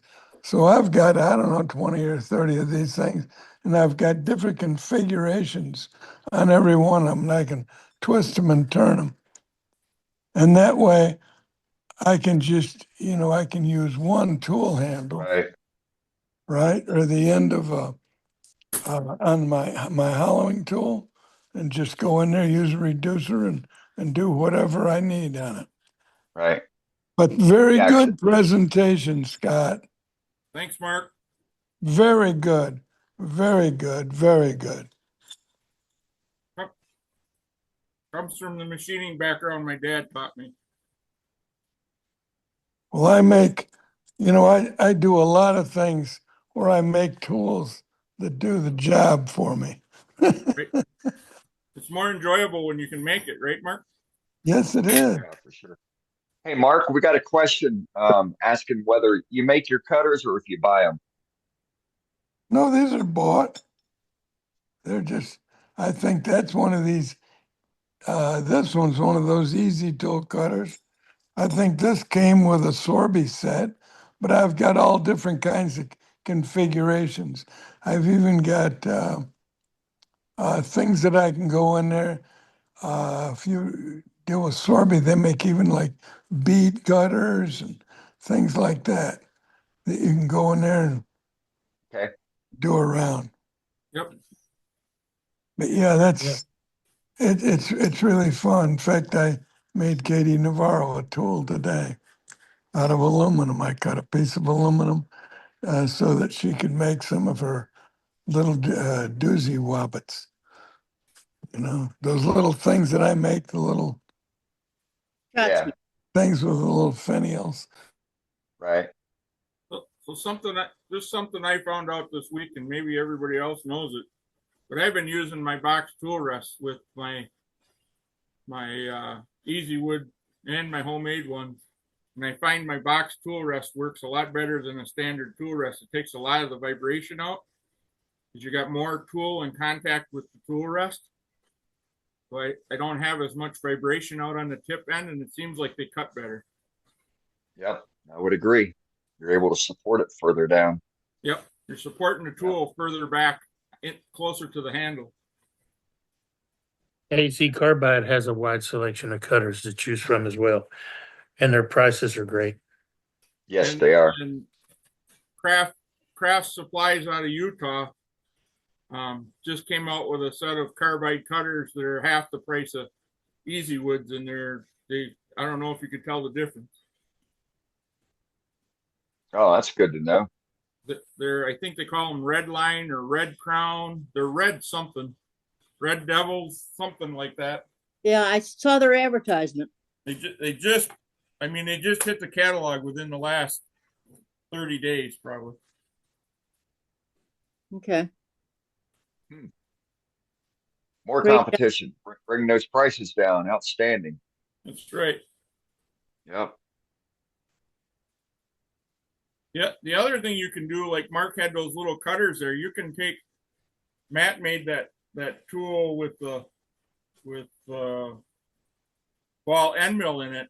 You could just take a piece of 1/4-inch rod, flatten the top off, drill your hole, screw your cutter to it, and now you could use that. Take your ball end mill out, slide that 1/4 or 3/8 rod in there, and you'd have just a little short cutter. You know, you'd only need this much steel. You know, a 3-foot bar would make a lot of different cutter shapes. You could bend them, heat them up, and bend them with a torch, and make them any configuration you want. Scott, do you remember a few times back when I showed my different box rests and to go inside the hollow forms? Yep. Yes. Remember the curved ones and all that? Yes. And they are fantastic because you reduce the vibration and you increase the safety, and don't ever go down inside, right, of any type of hollow form without some type of flat box rest, so that you never go below the center of rotation and get that hollowing tool sucked under. Yep. Yeah, I'm actually going to make some curved ones. Those are the next ones I'm going to make, and that's partially the reason I made this one with a bolt. So now I can take this off, and I can put any shape, form, whatever I want. Absolutely, absolutely. I only need one post, and then I can make this bar any shape that I want to make it. Absolutely, just make a figure 6. Do you want me to go out in the shop and show it again? Sure, why not, Mark? I'd like to see it, Mark. Give me a half a second. Time's up. I'll be back. I got to get out of this lazy boy. All right, we'll take you off spotlight. All right. Anybody else got any other questions? No, I think I've been getting them all answered or asked. You've been getting them all answered as they come through. So this is round bar that I bought at Tractor Supply too, that fits in your tool rest. And you don't have to do anything to it. You just cut it off whatever length you need.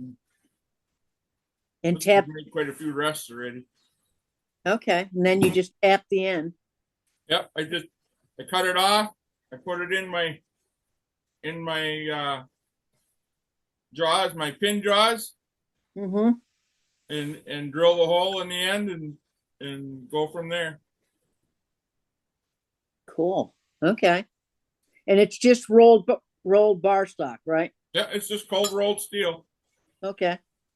This piece was 3 foot long. I mean, it's $42 for a 3 foot stick of this, but you know, you're only using 6 inches of it. Yeah, and like 5 to 6 inches of it, depending on your situation. Now, like for your mini lathe, I think you got to have 5/8 bar stock. That's exactly right, 5/8. So 5/8 bar stock is considerably cheaper. All right. Now the rest itself that you made is that also rolled steel? Cold? Yep. So that was all bought at Tractor Supply, or you can buy it at Tractor Supply. Yeah, I love Tractor Supply. I could live there. Yeah, it's pretty much all mild steel between the box stores that you're able to purchase. Yep, most of them are cold rolled or hot rolled. It doesn't really matter. Yeah.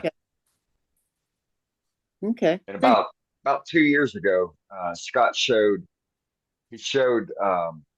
demoed drilling the bar stock, you know, with the bar being chucked up in the headstock and his drill, and you know, the appropriate size and the Jacobs chuck, and he drilled out the bar, you know, just to show that mild steel can be drilled on your lathe. And slow. Just remember, you got to drill it slow. Yep, and you got to use cutting oil. You know, some type you got to use some form of cutting oil. It can be motor oil. It can be 3-in-1 oil. If you're really Marble mystery oil, vegetable oil, mystery oil, marble mystery oil. That's what it's called. Yep, Marble's mystery oil, that works good too. Yeah, I've got 3-in-1. That's good for all kinds of stuff. Yeah. Okay, I made it into my shop.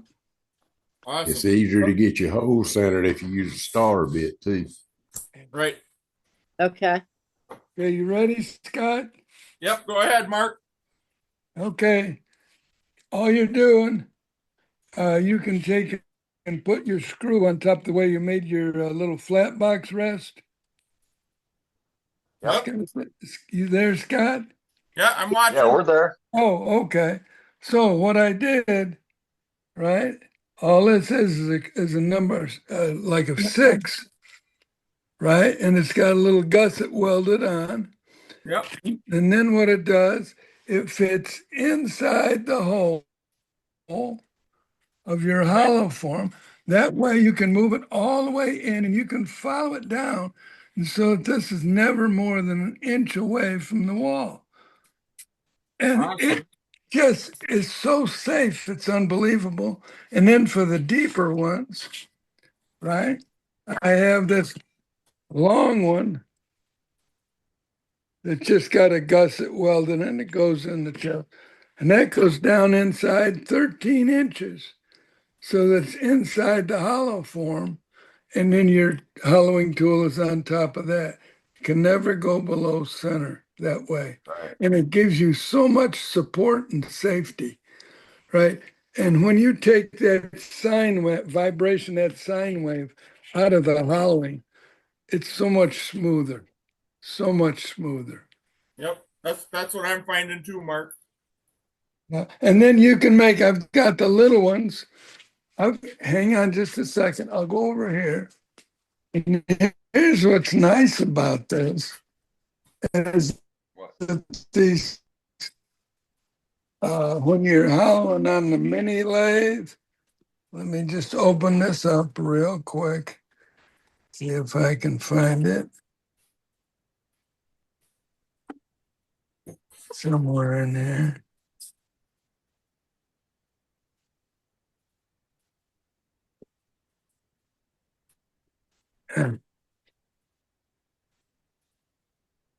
Well, I don't know. I have them made with the 5/8. You know, with the 5/8 for, I don't know where it is. But anyway, I've got a straight one, a straight box rest, and a little curved box rest with a 5/8 thing, so it fits on the mini lathe. Yep. Let me turn this around. There we go. All right. There he is. Yeah, but that was a very, very good demonstration, and I'm so glad that you showed people how to sharpen things. I keep the diamond hones, you know, right on my lathe and all that all the time. It's so important that you have a super sharp tool if you're doing little tiny finials and little tiny things. Turning with a sharp tool is safer and it's so much more pleasure. It helps too with the big stuff too, Mark. Yeah. But anyway, yeah, you know, see, there's some more of those little things. Can you see those? Oh Yeah. Yes, we can. Yeah, they're beautiful as ever. Yeah. But anyway, thank you for that nice demo. Welcome. And I didn't want to interfere, but I wanted to just enhance that idea that you can turn those when you can turn those little cutters around. You can turn them at different angles and you can set them up. And if you set up a little taper away so that bevel will rub, you can use them as tremendous, almost finishing shear scrapers. Yeah. Yep. But you've got to keep that fresh edge on them. Right. Yes. Yep. And you got to break yourself of the tendency to do that stabbing motion, because the majority of, when somebody goes and looks up a video on how to use them, it's all about, flat on the bar and straight into the piece and just hogging away and then laying on it with sandpaper when they're done. And you can definitely get a better cut than that by rotating the bar and doing slicing cuts, Mark. That's for sure. And they've got the round tip, they've got that partially Oh yeah, round tip, they've got the the square concave, tip and all that. convex, Yeah. convex square. Yep. Yep. I know. I like them for doing end grain hollowing. You know, and you can make it a little bit smoother. You know, any of these tips, right? If you'll just take and put a little bit of a negative rake on that, it becomes so much safer. And just, you know, tiny bites, sharp tools, and how slow can you go? The wood turner's mantra. Right. Right. Let the tools do the work. Amen. Sue, for drilling round bar, you can also get one of these to center it in the bar. Yes. This But is what- the center drill. Center Center drill. drill? Okay. Yeah. And they come in different sizes. Here's a bigger one. It's a little one. I usually use this first when I'm starting to drill a piece of bar stock on my lathe. Okay. Keeps it from wandering. It keeps the drill bit from Yes, it wandering. That's does. correct, Mark. And tell me what the name of that thing is again? The center That's drill. a center drill. Center drill? Okay. And you could get away with using the It has Harbor a lot of Freight meat. It has a lot of diameter meat and a short point. That means it doesn't flex as much. So Right. Right. it'll get you a good start, and then you can follow up with a standard drill bit. That is correct. But you got to You make can sure you use a get one the right standard- size for your tapped hole, so you don't. Exactly. We don't overdo it. So you don't overdo it. That's correct. So I know that there's a whole box of wire drills up north, but I'm not going up there. So they're not too expensive, are they? No, and what I would do, Sue, if you know what size one you need, Yeah. I would just buy the individual drill bit and keep it with the tap. Okay. Got it. And You know, one of the things I've most- seen in the shop is a guy who does a lot of that sort of thing, making his own tools. He basically masking tapes the drill bit to the tap. So he looks in his drawers and they're all just taped together. So Right. the drill bit is always with the tap. Yeah, because when they get down in like that number 43, I had to use my 4-power magnifiers to read the number on the. So Sue, a lot of the majority of the time, you can buy the drill bit and the tap together as a set. Okay. Got it. And a Irwin lot of sells times, them like like that. if you buy good ones from MasterCar or even the Eric Irwin sells them. tools, a lot of Irwin taps, a lot of times they'll tell you what drill bit size you need on the packaging. Yep. And they're not always wire drills. Sometimes they are a standard drill. Right. Sometimes it's a letter drill. Yeah, and sometimes it's a letter drill, which I have a whole set of them too. Can I say one more thing about drilling that is so important? It makes a difference. If you're going to use a Jacobs chuck or if you're going to use a taper drill, right? You must periodically clean your tailstock and your headstock, whichever way you're going. Clean those Morse tapers out, because if you have one bit of sawdust in there and you put a drill in there or a Jacobs chuck, there is no way you will keep it center. It'll start to wobble because it is not on dead center. That's correct. And you should be cleaning those anyways when you're checking to make sure your headstock and tailstock are in alignment. Yep. Right. Yeah. I do that now, but yeah. Anytime you're pulling something in or out, before you put something in, you should always clean it before you put it in. I had a heavy piece on the lathe the other day, and I noticed that it wasn't running true when I went to turn the spindle, and it was because it had vibrated enough with that big heavy piece that it knocked it out of level, believe it or not. Wow. Okay. So you got to check that periodically too. Just don't assume that because you set it up that way, it was level once, that it stays that way. Because obviously, when you get something that slides it across the floor or vibrates it hard enough that it wants to slide across the floor, you're knocking it out of level. Okay. So when you go to do something between centers, or you're going to put something back in it that's between centers, it may not be on center anymore. All right. I'll check that out. It's a good So what tip I was for going to everybody. tell you, Scott, I normally wear 3.5 or 4 readers. And in order to read stuff, I need a super magnifying glass on top of that. So it's like, I do what I can. Yeah. Right. And Yeah. I know some people that actually will color code their taps and drill bits, so they know, That's a good idea, and just have a chart there so you can look Yep. at it. Say, okay, Well- blue is this size and red is this size. Yeah. the people I know that are doing it use fingernail polish, and look at all the different colors of fingernail polish. All you gotta do is match up the color with the color of the tap, right? Well, yeah, but I haven't worn fingernail polish in 25 years. So I'm not gonna start now. I've never worn fingernail polish, but I probably got 5 or 6 bottles laying around here in the shop. That's what I was getting ready to say. I've never worn fingernail polish either, and I bet I've got 50 bottles of fingernail polish.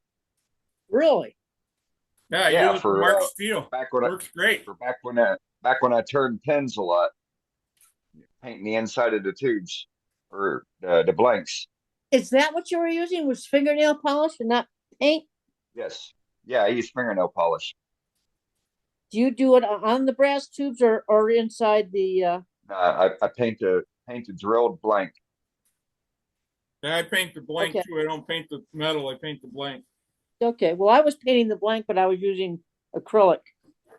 Okay. That works. That's just it works, but fingernail paint is thinner than the acrylic paints. Yeah. Just make sure you don't use super glue to glue your tubes in if you're using fingernail polish, though. Yeah, but you could use epoxy, couldn't you? You can use epoxy. Yes. You can't use super glue because standard super glue. You probably could use Parfex, but the standard super glue is acetone based, and that's what removes Yeah, it'll fingernail eat polish through from your fingernail. Yeah. Well, Parfex I is use fine. I use Gorilla Glue because it expands when it dries. You just wet the tube and then you put the Gorilla Glue in there, and guess what? It expands Yeah. and it takes up Right. all the loose space. Right. Right. Easy. I know a couple But of if you people. drilled it right, you shouldn't have any loose space, right, Mark? Well, you will, depending on the like if you got some soft box elder or Buckeye burl, Yeah. stuff like that, Yeah. that's real soft, it tears a Right. little bit. Yeah. You need a little space for the glue anyway. Yeah. Yep. I've used Gorilla Glue a few times, Mark, but I've had it fail, and I didn't like that. I've never had it fail. As long as you let it sit overnight. Yep. When that white foam comes out, it's solid. Yeah. Are like you Gorilla roughing Glue. up your pen tubes with sandpaper first? You I do do, that, yes. and then you have Always. to wet the tubes to activate the Gorilla Glue. Correct. Right. I always roll them in just like a little tissue or something that's damp.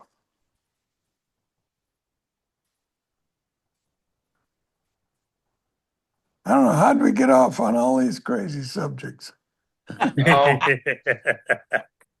don't know. Well, with that, it's top of the hour for the witching hour for the regular meetings. So with that, for those that want to pop off, thanks for hanging out with us. Hope you guys enjoyed the evening. We had a great meeting with a ton of information divulged from Scott with the demonstration. Thank you, Scott, for stepping in. I really appreciate that, for covering my bacon on that.